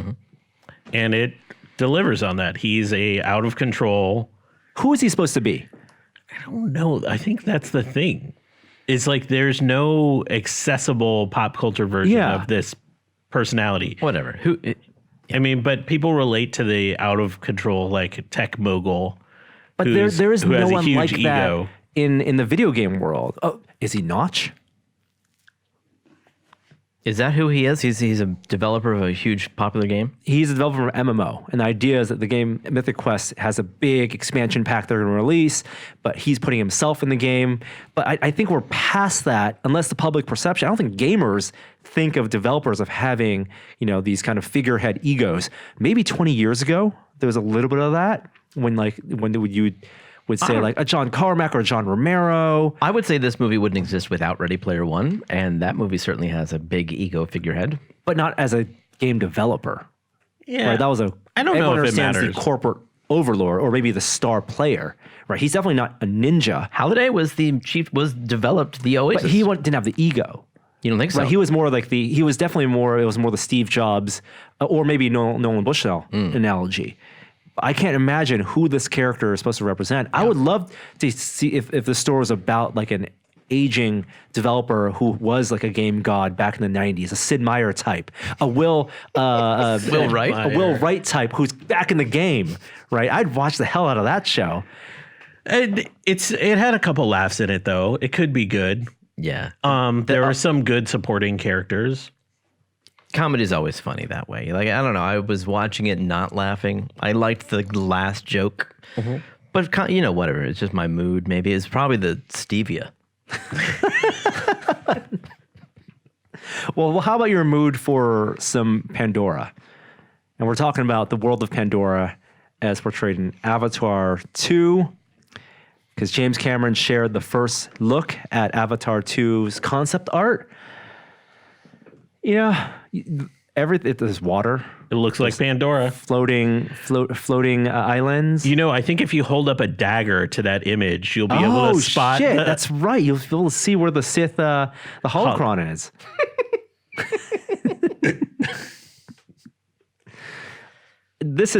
I'm surprised this was what they released first. Like, why not a trailer? What's the point of getting, like, this doesn't get me more excited for Avatar 2. Now, I like seeing the concept art later after you see the realized version and then compare it to the concept art. Yeah. It seems like a backwards way of putting out information. I mean, it gives you that sort of, you have a relationship with the characters then, and then you have that McQuarrie-esque kind of fun seeing what the original died. Don't put in McQuarrie's name in this, because this is Sorry, nowhere near I apologize. Ralph McQuarrie concept art. This, and again, concept artists are incredibly talented, and I'm sure they're under a lot of pressure to fulfill a director's vision. But I don't think this was the right time and place to show off that work. Well, we're also 2 years away from the release. True. So why now? Yeah, Why this? Why now? Because of the car, probably. Oh, the CES tie-in? Yeah. This is backdrop for the car? Mm-hmm. Oh, that seems more like a business deal than a planned marketing deal. But we did get excited over another image from Bill and Ted 3. Yeah, this was, not only... There's a spoiler in this image. Like, do we need to... Is there? I think we give people a warning. I think it spoils like kind of the conceit of the movie. Which I think we all knew. We talked about this. Oh, did we? The two actresses are playing their daughters. Yeah, I didn't know that till he told me. Oh, I didn't either. A couple weeks ago. But did we know the date? Because I thought that's why this was an important tweet. It's coming on August 21st. This year? Yeah. Great. I can watch it around my birthday. I can watch it for my birthday. Yeah. Excellent. Very excited. If you find yourself in Northern Ireland later this year, you may have an opportunity to go to the Game of Thrones studio tour that's opening. And this is going to be at the Banbridge's Linen Mill Studios, where much of the show was filmed. It's going to be a 100,000 square foot exhibition. Kind of like how WB turned a lot of the sound stages for Harry Potter into an exhibition that people can pay for and see the sets. They will have many of the Game of Thrones sets that you can walk through. So what were the physical sets that were so memorable? Because like when the Harry Potter tour, you walk into that big dining hall that's sort of iconic from, I mean, it's throughout all of the films, but it's iconic from the first film especially. What is that set?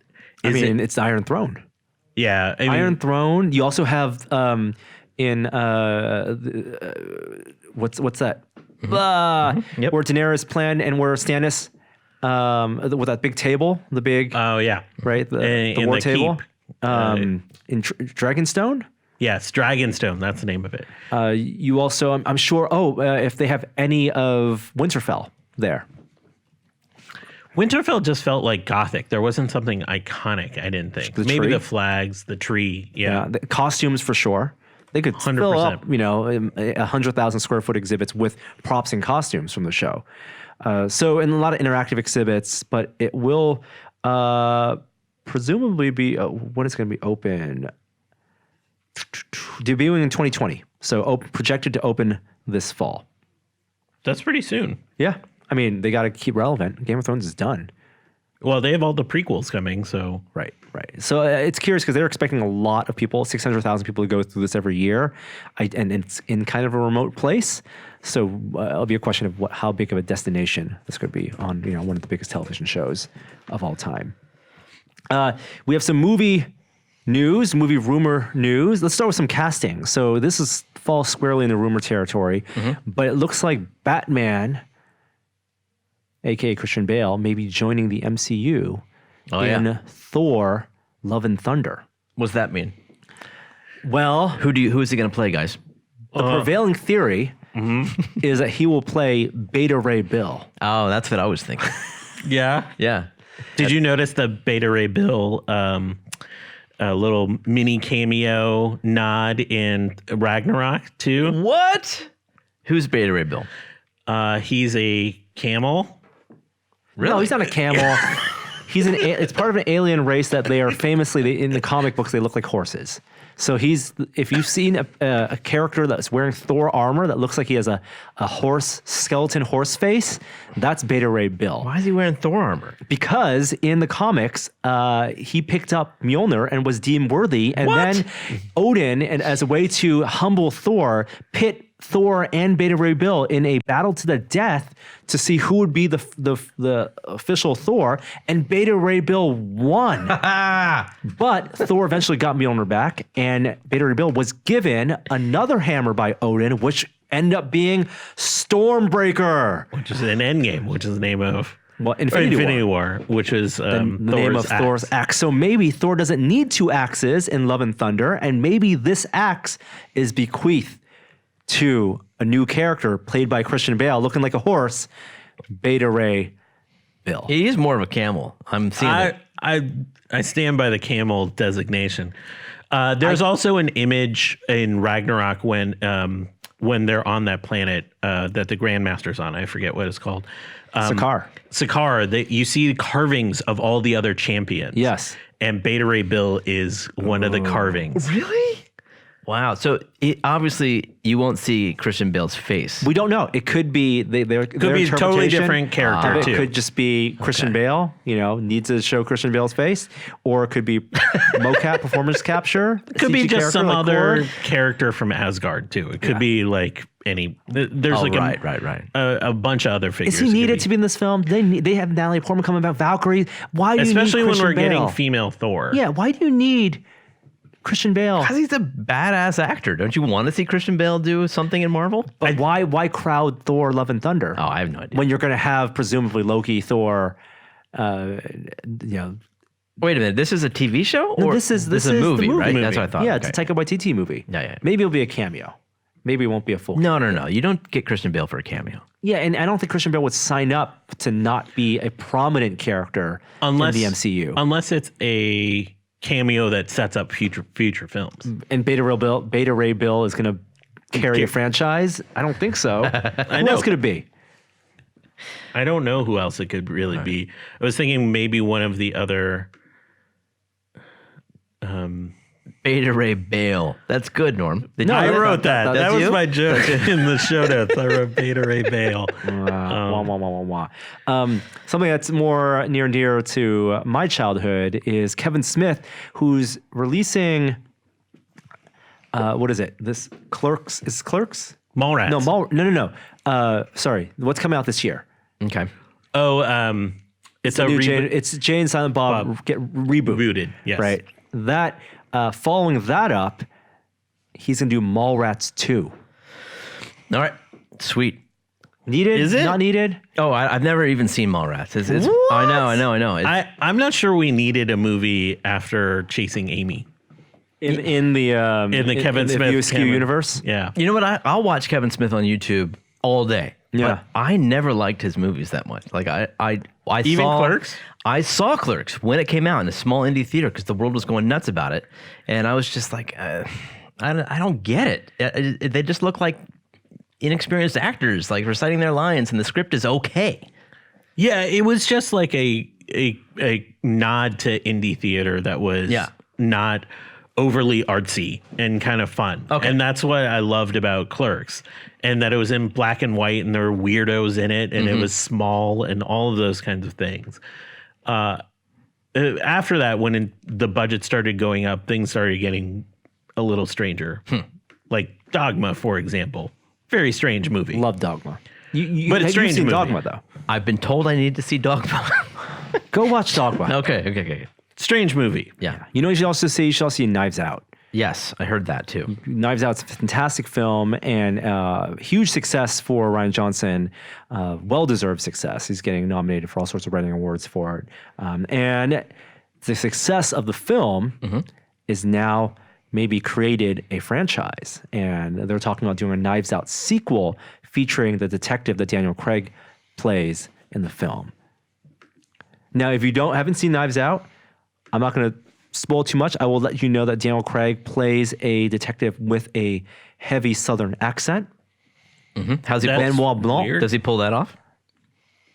Convincingly in this type of comedy, in a Clue-like way. Is it a comedy? It's a comedy. Oh, great. Yeah. It's very much like Clue. It's an ensemble cast. It's an ensemble comedy. Yes, and a mystery, and a good mystery at that. But the movie, which cost $40 million to make, has made over $250 million. So what? Hollywood Wow. is knocking on Rian Johnson's door, and I would love to see Daniel Craig. I mean, he's got to move past. The last Bond's coming out, and the last one he's going to do is coming out this year, and this would be a fun way for him to detach from the Bond legacy a little bit. Yep. Netflix has a ton of movies that they've announced for 2020. I almost wish they didn't announce these because I kind of like it when Netflix just drops, boom, we've been secretly making this movie. Well, they have to start making more money. Well, now that Disney Plus is on their heels. why don't we do rapid fire and see if any of these excite Jeremy? Got it. Okay. One, Ready. The Old Guard. It's Charlize Theron playing a covert group of immortal mercenaries who must fight to keep the team together when they discover the existence of a new immortal and their extraordinary abilities are exposed. No. Miss Americana, documentary on Taylor Swift. Yes. Oh, Yeah, interesting. I'll watch that. David Fincher film called Mank about the writing of Citizen Kane starring Gary Oldman. More than any other. Yeah? Yeah. Uncorked, about a master sommelier that has to go work at a barbecue joint. No. That's got to be a comedy, right? I would hope so. There's too many of these. You guys just got to name your favorites. There's a ton of movies.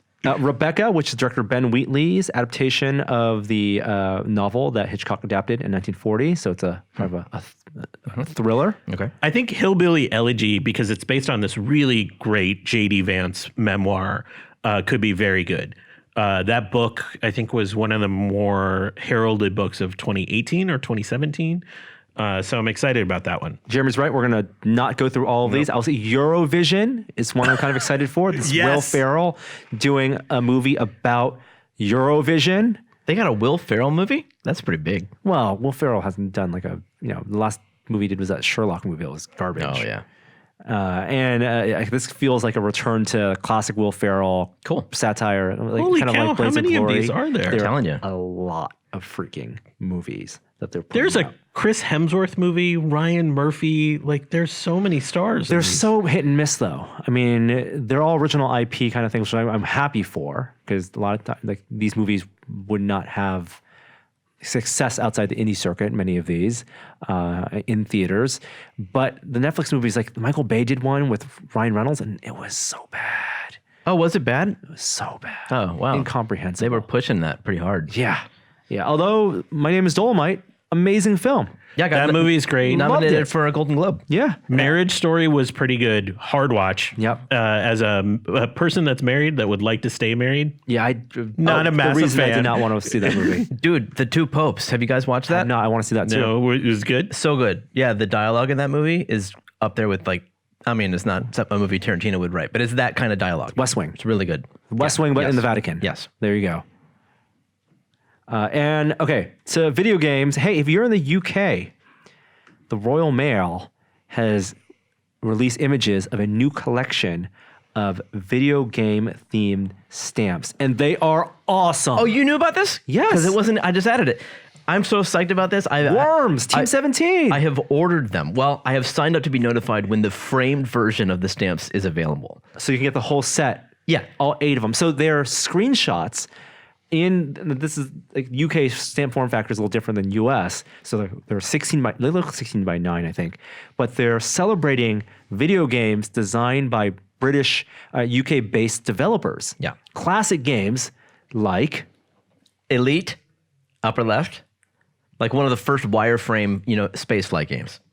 As you said, I think the Lemmings is in there. Lemmings. Yes. That's right. Lemmings is great. Worms, as you mentioned. Now, it's not the first time they've done video game. They have like Tomb Raider collector's sheet, and I guess Tomb Raider is the only other big video game they've done stamps for. Right. But they will have a framed version of these. And a Tomb Raider. Tomb Raider is available as part of the same series. It's just a different set of stamps. Got it.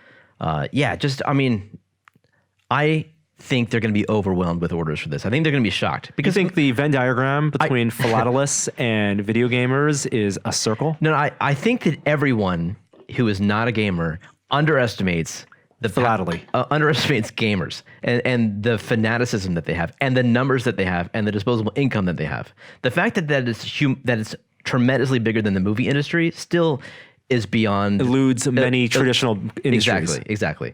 And so these are going to come to market, and I'm sure they've already noticed from the pre-orders, they're going to sell a ton of them. Oh, absolutely. And I think there's a little bit, the fact that it's Royal Mail, there's a little bit of a validation and this kind of officialness. If they were on a U.S. postage stamp, that would be incredible. Yeah. So hopefully they'll follow suit. I would love to see the same kind of thing for U.S. developers. Yeah. You can find that at royalmail.com. Golden Globes happened this past weekend, too. I don't know if either of you watched it. I did not. I watched his intro. Yeah, I watched the monologue. So what won for Best Dramatic Picture was 1917. I talked about this on Still Untitled a bit, but was watching 1917 as the Golden Globes were airing, and that is an incredible achievement in filmmaking. In what way? The movie, if you don't know the conceit of it, it's about World War I. About British soldiers, 2 British soldiers. It's kind of a Saving Private Ryan kind of thing, right? Where they have a journey they need to make to hit another front line, and the whole movie is shot in one take. In order to avert a catastrophe. Yeah, it's a single shot. Of course, not actually filmed in one shot. That I didn't know. But the whole movie, as DP'd by Roger Deakins. Really? Directed by Sam Mendes, who worked together, of course, in Skyfall. But the whole movie is told in 2 hours. So everyone talks about this movie as a cinematic achievement from that.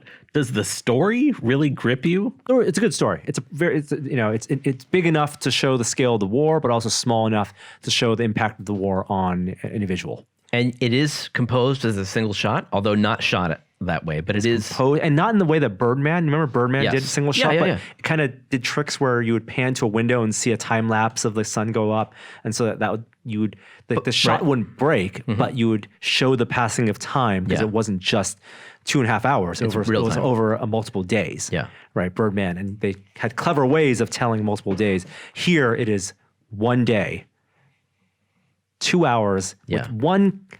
They do one thing to cut. And it's a blackout. It's not the whole movie isn't done in first person. Yeah. But the character does get blacked out at some point, and they have a little bit of passing of time. And presumably there's other hidden cuts as well. Oh, a whole movie is filled with hidden cuts. Oh, you've noticed some of them. I couldn't help but they were glaring in some places, even though the technical way in which they blended the cuts was some of the best I've ever seen. Yeah. You can't help, I think, but notice. But you can also, some of that stuff is completely invisible. Like the way they wrote the story to make a conversation last. Like, how can you follow 2 people having conversation, travel a mile through no man's land, right, and make that interesting? They managed to do it. All right. Worth watching in theaters. Biggest screen you can find. I was really excited to see Parasite win for best foreign language movie, I think is what it is in Golden Globes. It's still the best movie I saw this year. If you haven't seen it, do yourself a favor, see it. It's just spectacular. Norm, you saw it, right? Yeah, one of my favorite films last year. This is from director of Snowpiercer and that Netflix film Ukja, and also did The Host, so has definitely some of his kind of offbeat, eccentric sensibilities. I gather from the trailer, it's got a creepy element that sneaks up on you. Is it not too... I think that's all you have to know about it. But it's not too scary? I can't do horror films. Yeah. And the part of horror films I can't do is the supernatural element, because they break the rules of reality just for the scare, and I don't like that ghosts and demons can break rules. Yeah. Right? The rules of physics. This is not that. Okay. It's tense. It's scary. It lingers with you, but it's not scary as in like a boo. Right. It's more of like how the story settles with you, but it also is kind of funny and acerbic in some of the kind of wittiness of it. Okay. And that does it for pop culture. We did actually more of that than I thought. Before we continue our next segment, I want to let you know that this is only a test. This week is made possible, once again, with generous support from Lutron Caseta Smart Lighting Systems. A lot of people think you need smart bulbs to get smart lighting, but you guys know there's a smarter way. Caseta smart dimmers and switches replace the switch in your wall so that all the lights controlled by that switch will act smart. Think about all the places where one switch controls multiple lights, your living rooms, your kitchens, ceiling lights, bathrooms, and more. With Caseta, you save money by replacing the switches instead of replacing all those bulbs at once. The smart bulbs are only smart when the switch is on. If someone flips it off, you say goodbye to all that smart control and connectivity. But Caseta switches are always smart even when the switch is off. With Caseta dimmers, you don't need to buy smart bulbs to enjoy smart lighting. You get the best of both worlds. Smart lighting control from an app or your voice, and control right at the switch. Using a voice assistant to control your lights, it pretty much is a life-changing, it's the way you want to go going forward. Smart lighting the smart way by Lutron Smart Switches. You should check them out and learn more about Caseta at lutron.com/test. Once again, that's lutron.com/test.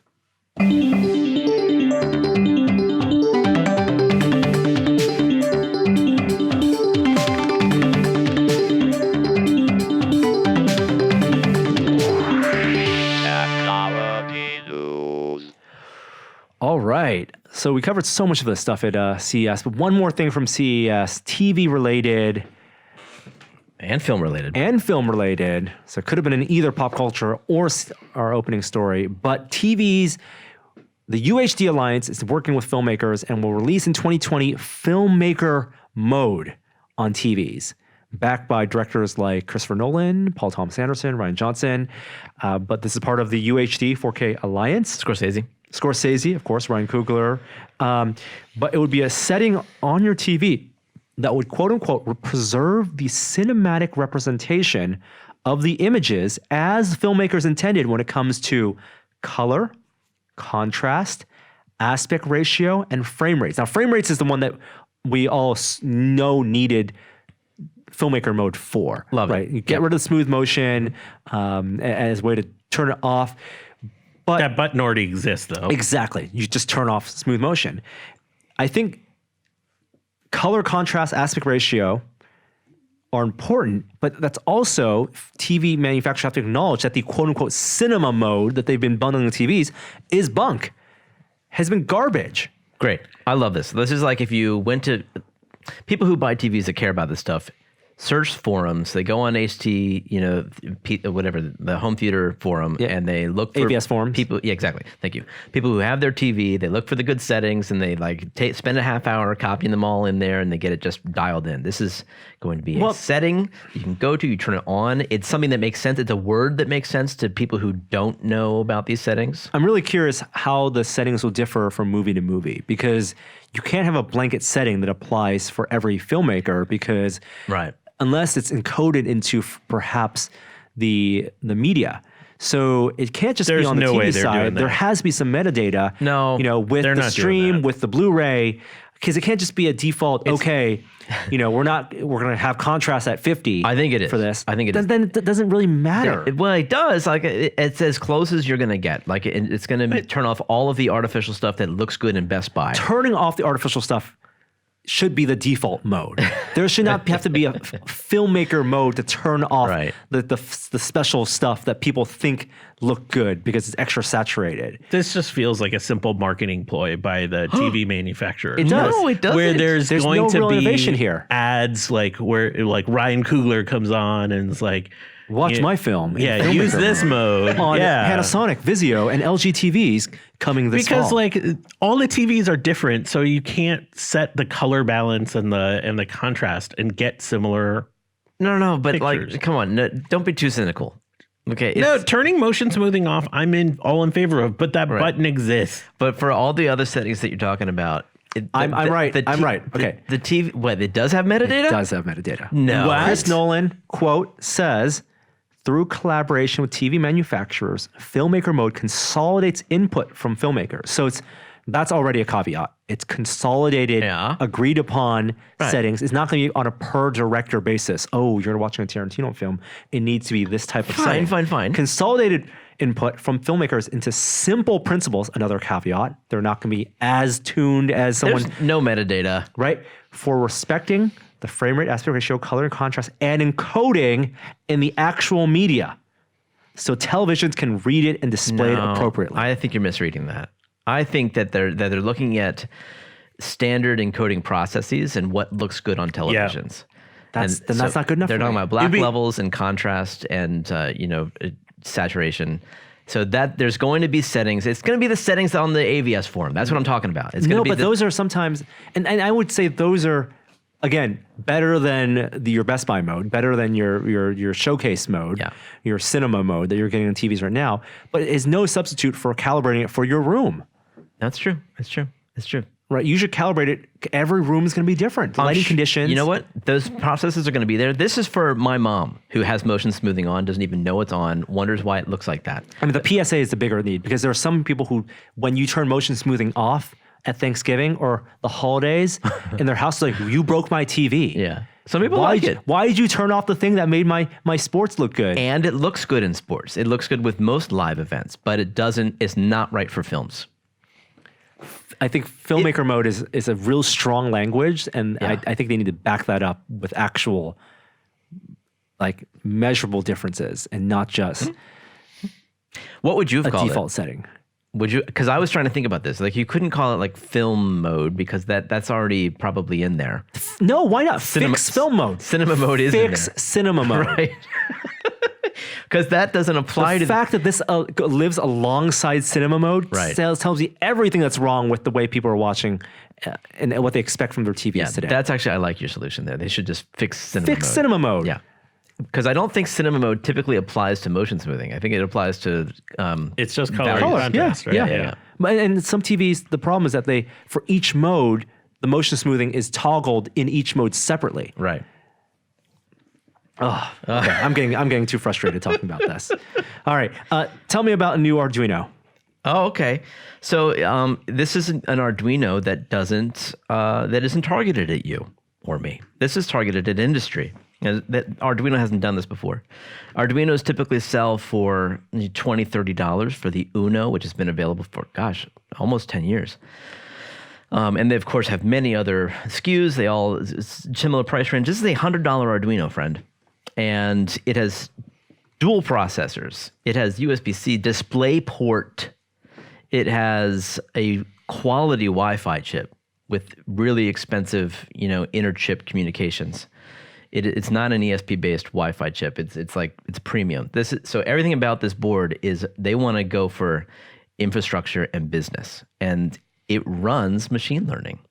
It runs TensorFlow Lite. So you can make it do things, and work in parallel with other boards that, companies, education, people want to put to use. So I don't know. It runs standard C++ Arduino stuff. It can also run Python and JavaScript because that's what all the kids are learning growing up. It's breaking the mold of Arduino, and it's kind of interesting. Although it's not a chip that I'll be buying. You think that at scale, these chips will make their way into the more consumer-facing chips in the future, and they can keep them cheap? I mean, the consumer-facing stuff is already teensy 4, the new Raspberry Pi 4, like that stuff is there, and at the lower consumer, friendly price points. This is for machine learning. I mean, this is not something that typical people are going to be building, emulation gaming cabinets out of, or using for their little projects. This is an interesting chip that's meant for other things, and you can do a lot of same things on Raspberry Pi 4 maybe, but with this you're coding directly to the silicon, so it boots up and it's running your code instantaneously. Like that's part of the appeal here. Got a bit of camera news to talk about. Canon unveiled their final replacement, their EOS 1D Mark III, just in time for the 2020 Olympics. And this looks like, it's still a DSLR, so I know that it's going to be divisive for people who already have jumped ship from DSLRs and are on mirrorless all the way, but it's, the 1D has been their sports photographer flagship, and this, for people who have Canon glass, looks like it will be the one to get if you shoot sports professionally. It is $6,500 for the body, and it has incredible number of autofocus points that reach the edge, almost the complete edge of the frame, of the sensor, and it shoots up to, I believe, 16 frames a second with memory cards that move at almost a gigabyte a second, so you can basically shoot 1,000 pictures without having to buffer. Jeez. It'll shoot 5.5K video at 422 color, and the video itself, you can shoot even at 60 FPS for 2,600 megabits per second video. So for videographers potentially as well. I know a lot of people who have the money to spend, just buy the highest end Canon stuff, and Canon still really hasn't, they have mirrorless cameras, and I know the Sony A9s are the big rival to this, but if you have the Canon glass, this will make you a little bit happier. 2,000 megabit? Is it, you said that right? 2,600 megabit? 2,600 megabits for video. That's insane. Yeah, at 60 FPS. Or if you want to just do 24 FPS, 24p, 1,800 megabits. Jeez, gigabit video. A gigabit video, because gigabit. it's raw video at 422. By the way, the Arduino is called Portento. I don't think we said that. For those of you waiting for a Canon 5D Mark V, the rumor is that will be end of this year. So it'll be about a 4-year difference between the 5D Mark IV and the 5D Mark V. Some storage news. I'll give you 2 bits of storage. SanDisk had a prototype at CES. That's a 8 terabyte SSD external storage. Okay. Yeah, that's crazy. Is it? I forget where we're at with those. 8 terabyte Yeah, SSD. Right now, you like 4 terabytes are common. That's a lot. Yeah. But for an SSD, external drive to use as your storage, that is crazy fast with a transfer rate of 20 gigabits per second. And if you're looking at thumb drives, they also have a 1 terabyte USB-C thumb drive with USB Type A backward compatibility as well. That's insane. But a terabyte on a you thumb can drive. Plug a terabyte on a thumbstick into your PlayStation. Yeah. What does the portable SSD run from? Is it USB-C? It's or Type 3, I guess, or whatever it is. I think it's 3? USB Type C. Yeah. Yes. Pocket sized. The bigger problem is that laptop manufacturers, because these are really for either for people who compute on mobile, right? Who people use laptops. The price gouging for storage is out of control. The price difference between the internal storage, what you get bundled in. Yeah. The fact that we used to complain that on iPhones, 16 gig of storage was the default, right? And that was like, why? That's because you can barely work off 16 gigs of storage, and so now it's bumped to 32. Yeah. You go to 32 to 128, right? 256 being the essential, the standard pack-in storage for laptops. I think we're way past that. Storage is so cheap that even if you're using NVMe solid state storage and PCI Express lanes, you should at bare minimum have 512 gigs as your bundle and not charge you $400 to go from 512 to a terabyte. But that's why these external drives exist. And if you're buying a laptop, there are plenty of great external drives. I am fully on board getting off of spinning drives and getting on SSDs as external drives. And Samsung just announced their, I believe, T7. These are super compact, super fast SSDs. that have up to, for them, 2 terabytes of storage for a couple $100. That's my storage news of the week. That's good stuff. Last couple things. Chibi. I know it's not for us. We're not millennials. Well, I'm a millennial, but I'm 2 of us still not for me. Chibi is this new video streaming service that's launching from Jeffrey Katzenberg, I believe. And CEO is Meg Whitman, formerly of eBay. No, HP, right? Oh, I thought she was at eBay too. Well, anyways, yeah, like Katzenberg, formerly of DreamWorks. Yeah. And Disney. Yeah. Guy who pushed for Lion King. He was the K in DreamWorks SKG. That's right. And the whole idea between their video service is short form content for mobile play. They've already signed a bunch of creators, Russo brothers doing that show for them. But the tech that they showed at CES for video playback is one of the things they think will be a killer app for them. It's basically the pan and scan equivalent of landscape and portrait orientation video. You watch your videos in either portrait or landscape. Presumably you start in landscape, but if you for some reason want to rotate to portrait, the video will stay oriented with a gyro to you and crop in to the part of the scene that you care about, they think you care about. Oh, it uses AI to do a pan and scan. Or it's built into the metadata. I don't know. Right. That's interesting. Yeah. I mean, I guess. Yeah. This is certainly not filmmaker mode. No. Yeah. But I don't know if that's how they're dictating some of the content be shot to look great for, no ultra widescreen video here. I mean, everything has to be in the center. Don't put a subject on the right side of the frame and the left side of the frame. Right. But then no black bars. Ideally, you shoot square and you never get the full image. Like you're always getting always more rotating, more in one way than the other. Spin that phone. Yeah, put exactly. the phone on the table and just kind of spin it. Right. And then that's what the kids want, right? And then you see it's the whole it's a whatchamacallit, it's a fidget spinner. Right. The fidget spinner video. Yeah. Did you see that video that someone put a GoPro in a lathe and just went up to 1800 RPM? Nope. You see the video? Nope. No. You could see Wouldn't the that time. destroy the internals? Didn't destroy the internals. It actually made it look like, the Batman 1966 interstitials? The twirl, the Batman twirl? Yes. It was like that. But by putting a GoPro, locking it into a lathe and went to that speed. Okay. Yeah. Spin your phone. Chibi, come later this year.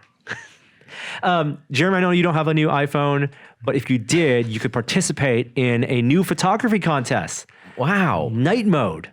Yeah, cool, man. Are you going to participate in this? I'm thinking about it. You should do it. There's a hashtag up till January 29th. Share your best night mode images. It's Apple recruiting their users to best showcase photos using their tech. It's hashtag night mode challenge, and they're going to reveal 5 winners on March 4th. They did this before where they had like a panel of Apple execs, Phil Schiller and some notable photographers kind of like critique their what they liked about these photos. But this time they have put out upfront that the winners will get paid. All right, sweet. They will get a licensing fee for their work, and their shots will make their way into stores, billboard ads, and digital marketing campaigns. Interesting, because the last one was anything shot on iPhone. Now it's specifically limited to the iPhone night 11 mode. Is that only on the Pro, or is that on the 11 as well? I think that's on the 11 as well. Okay. Yeah, it uses the new chip or software gated, whatever it is. I'm going to skip the next 2 stories because we're running short on time. So let's move to our next segment. Now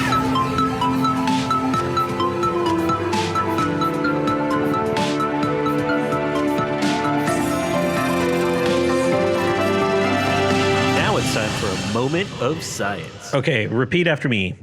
Betelgeuse, Betelgeuse, Betelgeuse. We've sent a star to supernova now.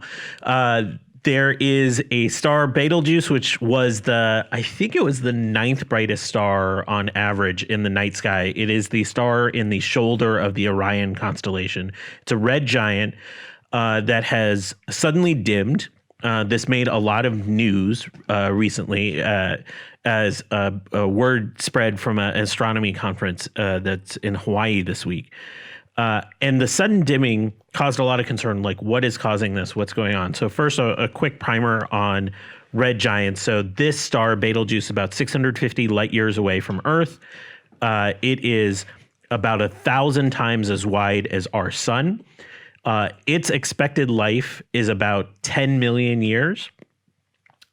So it's already kind of in its dying stage compared to our sun, which is going to have a lifespan of about 10 billion years. So just a huge factor of difference. I was going to ask if you meant to say billion.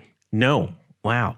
And it produces light. Betelgeuse produces light about 125,000 times as bright as our sun. And that's why, even though it's 650 light years away, it is one of the brightest objects in the night sky. What's interesting about this star is that it's probably in its current stage of life, it's probably consumed a lot of the hydrogen that's at its fuel core. And when it does that, the helium that is in the center now, as hydrogen fuses, becomes helium. Helium starts transforming, undergoing fusion, becoming carbon. That produces a ton of heat internally. That heat presses the star further outward, creating these giant sort of like solar winds or ejections off the surface that are much more prominent than the solar wind off of our own star. And that likely creates either an ejection of dust or just interference that can make it look like the star is actually dimming to us. So while we don't know why it's dimming, here's what the data actually looks like. Just over the last year, this is the dimmest Betelgeuse has been in 50 years, and it's happened rapidly. This is a star that is 10 million years old. It has dimmed significantly in about a month, and that's why it made so much big news. The reason people got all excited is because when a star dims, it could indicate that it's collapsing. And if a red giant collapses, it goes boom in a supernova. They actually collapse, and then from that, the supernova occurs, and that's where you get the bang. If that actually happened with this red giant, and we actually witnessed the explosion, which is probably going to happen sometime in the, and to be fair, I shouldn't say explosion, the implosion, and then the outward blast. It'll probably happen in the next 100,000 years, is what scientists predict. If it did happen, it would show up in the daytime to us, and at night it would probably be brighter than our moon. Wow. And so for how long?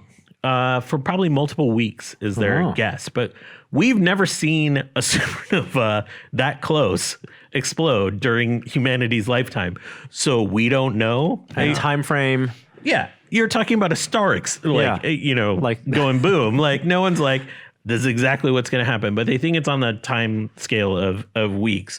It's super unlikely it's going to that it's happening. It could actually even be brightening right now, but we're seeing constructive interference that's happening in terms of the light.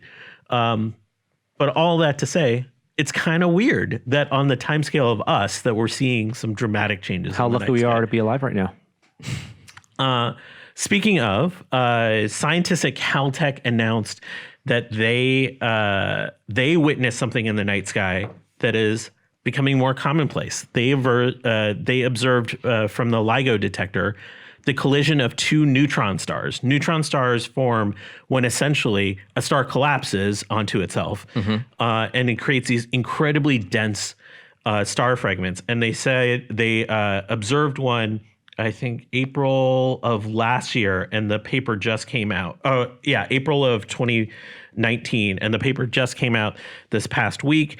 It confirms the August 2017 version of neutron star colliding, because we observed a gravitational wave rippling out from that, and that can only come from massive objects like neutron stars colliding.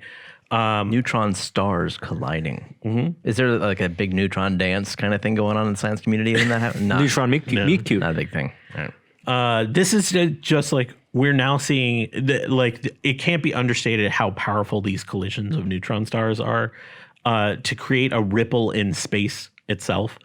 And so it's cool that we're seeing with this detector, now we've observed, I think, 4 or 5 different gravitational wave events. So we're just going to probably see more and more and more, and probably see ones with more definition of where they exactly are as more detectors come online, or better able to triangulate their location. Last story is on an interesting story. I think, Norm, you put this in here on this new material that solves like an old mathematical problem, which is how do you take a flat surface and essentially create three-dimensional shapes around it? And this is a problem Gauss actually dealt with.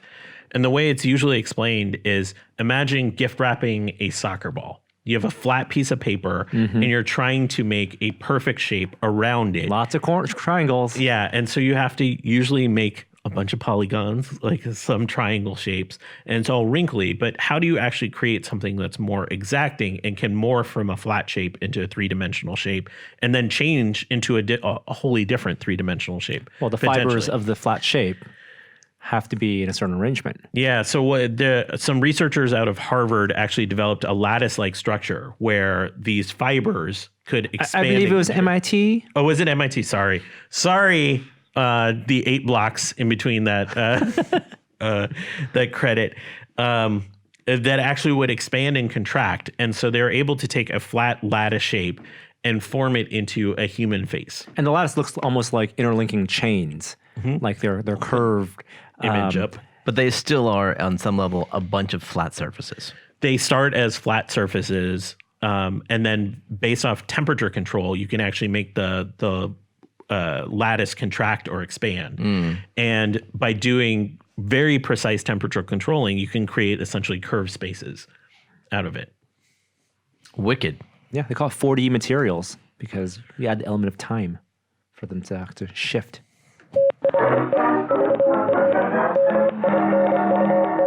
The VR Minute. Virtual reality this week. Okay, we have some PSVR sales numbers. That was super interesting this week. At Sony's press conference, or one of the press releases they put out this week, not only did they show the PS5 logo, we're not going to talk about that, but they also just subtly dropped that PSVR in the, 3 years it's been on sale, has sold 5 million units. That's what I would have guessed. That's a pretty good sell-through. That's pretty good. Pretty good. I mean, we knew it was a really good seller. Yeah. I mean, but having concrete numbers, you have now a real sense of the market for a mainstream VR device. The big question is, if they do a PSVR 2, will people feel like they got enough out of PSVR 1 that they want to upgrade again? Or will it be a Connect 2 and Connect 1 scenario? Microsoft sold a ton of first-gen Kinects. Come on.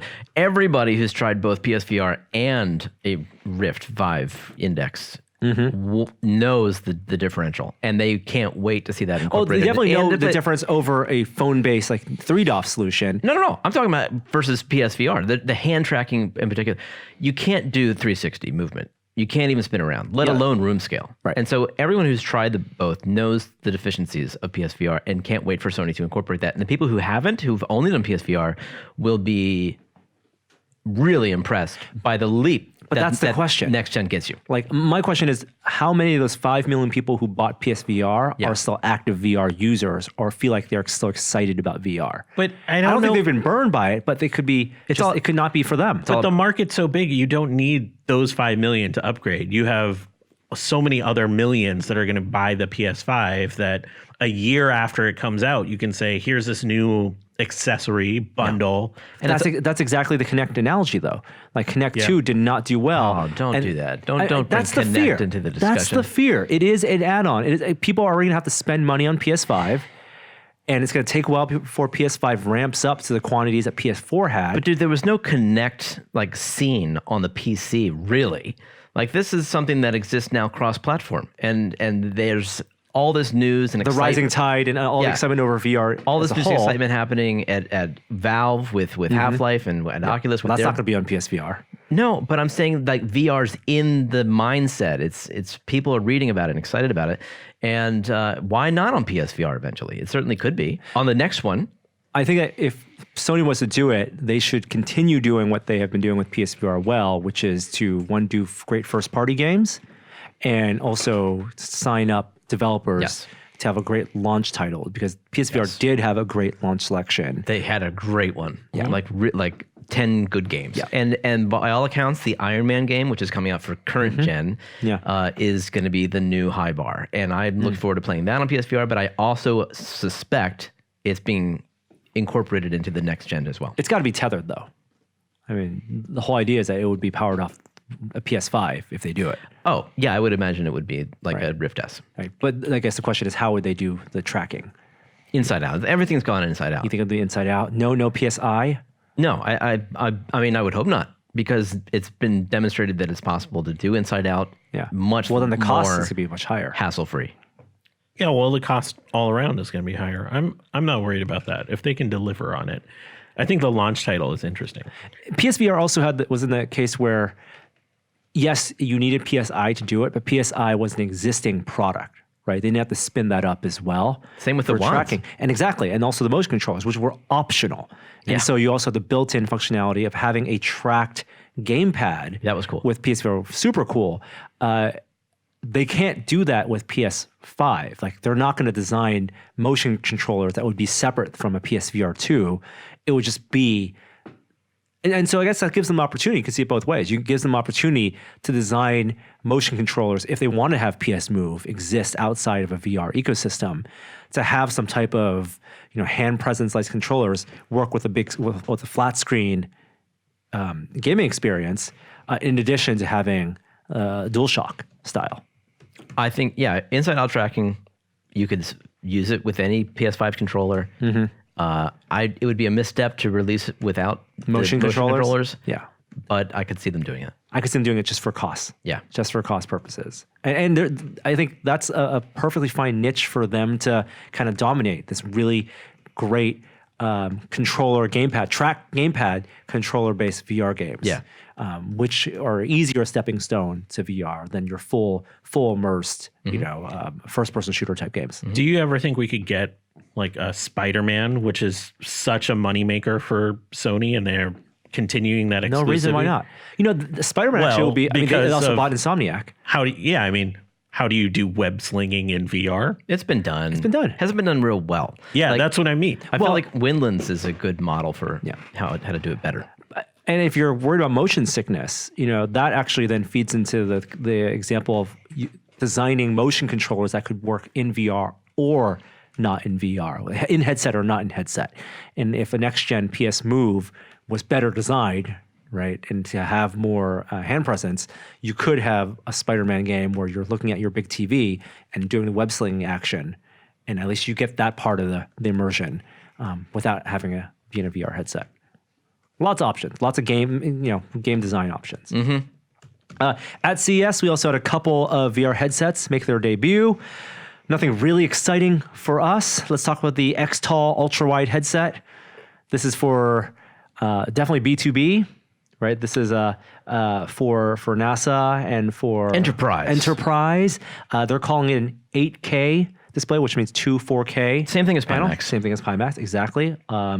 Wide FOV, don't know about their optics yet, but it's not going to be, just like the Pimax, it's more horizontal field of view, not diagonal field of view. And to be fair, like this whole two 4K displays and calling it 8K, the displays don't show the same thing. Like, you're getting different angles on the stuff that you're looking at. So potentially you are getting different information in both of your eyes. Sometimes pixels that wouldn't exist at all in the other eye. So it is somewhere in between. It's not as limited as 4K. Not that 4K is limited, but it is more than 4K. It's not 8K either. No. There's some overlap, and also who knows how the arrangement of the panels are. They canted, and they have the software to compensate for the non kind of side by side parallel arrangement. Isn't this a 180 degree? 180 degree. Yeah, I'd like to see that. Yeah, I mean, like Pimax is 220. Oh, is it? Yeah. Wow. Yeah. Jeez. There also is the Pico Neo 2 standalone VR headset. So this has nothing to do with Pico projectors, right? No. It's a company that's made headsets before. With integrated eye tracking from Tobii. That's the new thing. And I expect to see this in everything. Like, please, next generation Oculuses, please. Eye tracking. Eye tracking. Yeah, we need it. If we're going to go higher res, we're going to need it for foveated rendering. Yeah. And it's a whole new method of input. So this have hand controllers, inside-out tracking. It runs snap tracking 845. It is 6DoF inside-out tracking, $700 for the standard, and the eye tracking went at $900. That's $200 just for the eye tracking. And they say the eye tracking will allow for foveated rendering for up to a 66% increase in frame rates. There you go. And so it's actually a generation newer Snapdragon than the Quest has. I'd be very curious to see how the tracking is. 75 hertz. It is essentially a 4K display, 3840 by 2160, 101 degree field of view with adaptive IPD, adjustable IPD. Their controllers look a little more like wands than Oculus Touch resting hand motion, hand presence controllers. Yeah. But again, it'll all be about what software can run on this. It's funny that they capitalize Guardian System in the specs. I mean, that's not their term. No. Yeah. And then do we have? Oh, did you see these? What are these? The Panasonic HD VR eyeglasses that look like some steampunk glasses. They are super lightweight, apparently. From Panasonic, using Panasonic displays, micro OLED panels. Okay. Yeah. With 5G connectivity. The design does not give me a ton of confidence in the VR capabilities, but these are not VR glasses. They are, I think, HD TV style, like watch traditional content in headset glasses. Okay. They scaled high definition videos, and they say they have very minimal screen door effect. Okay. This is basically taping mini screens up to your face. So no head dragging. I think there's gyro at least. So VR video content. Okay. Yeah. Viewing live sporting events, virtual tours, and that but not walking around a room. So not ticked off. 3DoF. Okay. Yeah. Well, that's better than like the Sony HTV, whatever that. Yeah. That stuff that was just like a rectangle in the box of the Avignon headsets. Yeah. That does it. Are you playing anything in VR? God, you know what? Got a Quest for my son for Christmas, and I thought I could keep up with him in Beat Saber. Can't keep up with him. Wow. None of you can keep up with him in Beat Saber. Even on like the 360 stuff now? Especially on the 360. He has he's on Legend, you know the song? The 90-degree version of Legend. He's number 5 in the world. What? In the world. Okay, he's like top 1,000 in the world for most other songs on Expert. The midichlorian levels are high. I mean, it's silly. Like I thought for sure I'd have something to play. No, I got no game. So yeah, I'm being beaten in Beat Saber. I'm looking forward to in 2 weeks' time the Walking Dead Saints and Sinners game. That's from Skydance is coming out on January 23rd. I'm really excited to play that. Yeah. I played it at New York Comic Con and it was a lot of fun. It's supposed to be a really big game. Who's making that? Skydance. Okay. Yeah, this is not the one from Servios. Okay. They have their own Walking Dead game. Got it. And that does it for the podcast this week. What's Get an on outro? What's on Tested? We have a bunch of videos from Adam's shop. We have a new one-day build. Well, actually, that's next week we'll have a new one-day build. But we have a tutorial this week on hydro dipping. It's a process of giving complex shapes interesting texture. So you can see whether with motorcycle helmets or guitar bodies, dipping, like hydro dipping the paint. The demo we gave was hydro dipping onto a film to give something like Star-Lord's blaster grips a carbon fiber texture, and a really fun process. That's not too difficult to do. Okay, here we go. I don't know. Wohawk is not. He just posted 3 hours ago. He said, and I had thought I had passed the mantle to you. He's retired. No, I'm sorry. That was Justin. That was Justin, aka Speed. So maybe Justin's going to make a comeback. Okay. All right. Anyway, we got one here. Maybe we already played it. It's from a month ago from EOINOC. Eoniok? Can't touch the bead. Have we played this? Oh, we got some breaking news. What is it? From CES. Pimax announces a 180 hertz headset. I saw that on their website before the show started. Yeah, that's interesting. That's a high frame rate. That's the highest frame rate It is. you've seen on a consumer headset. All right. Are you going to get it? No. Okay. Hi there, I didn't see you. Tested.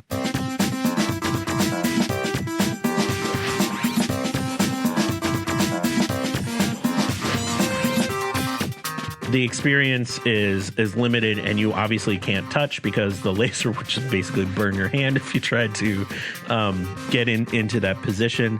We do want to be able to touch the bead. All within the confines of this cavity.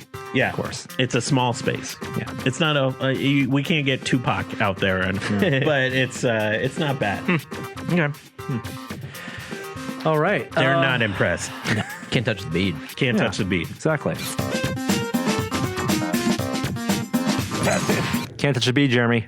Can't touch the bead. Holograms. Can't touch the bead. I just read the Pimax article. Yeah. There's an article that called it an artisan VR headset. We are in that phase. Small batch. Small Small batch artisan VR headsets. Not the name of this podcast. See you next week.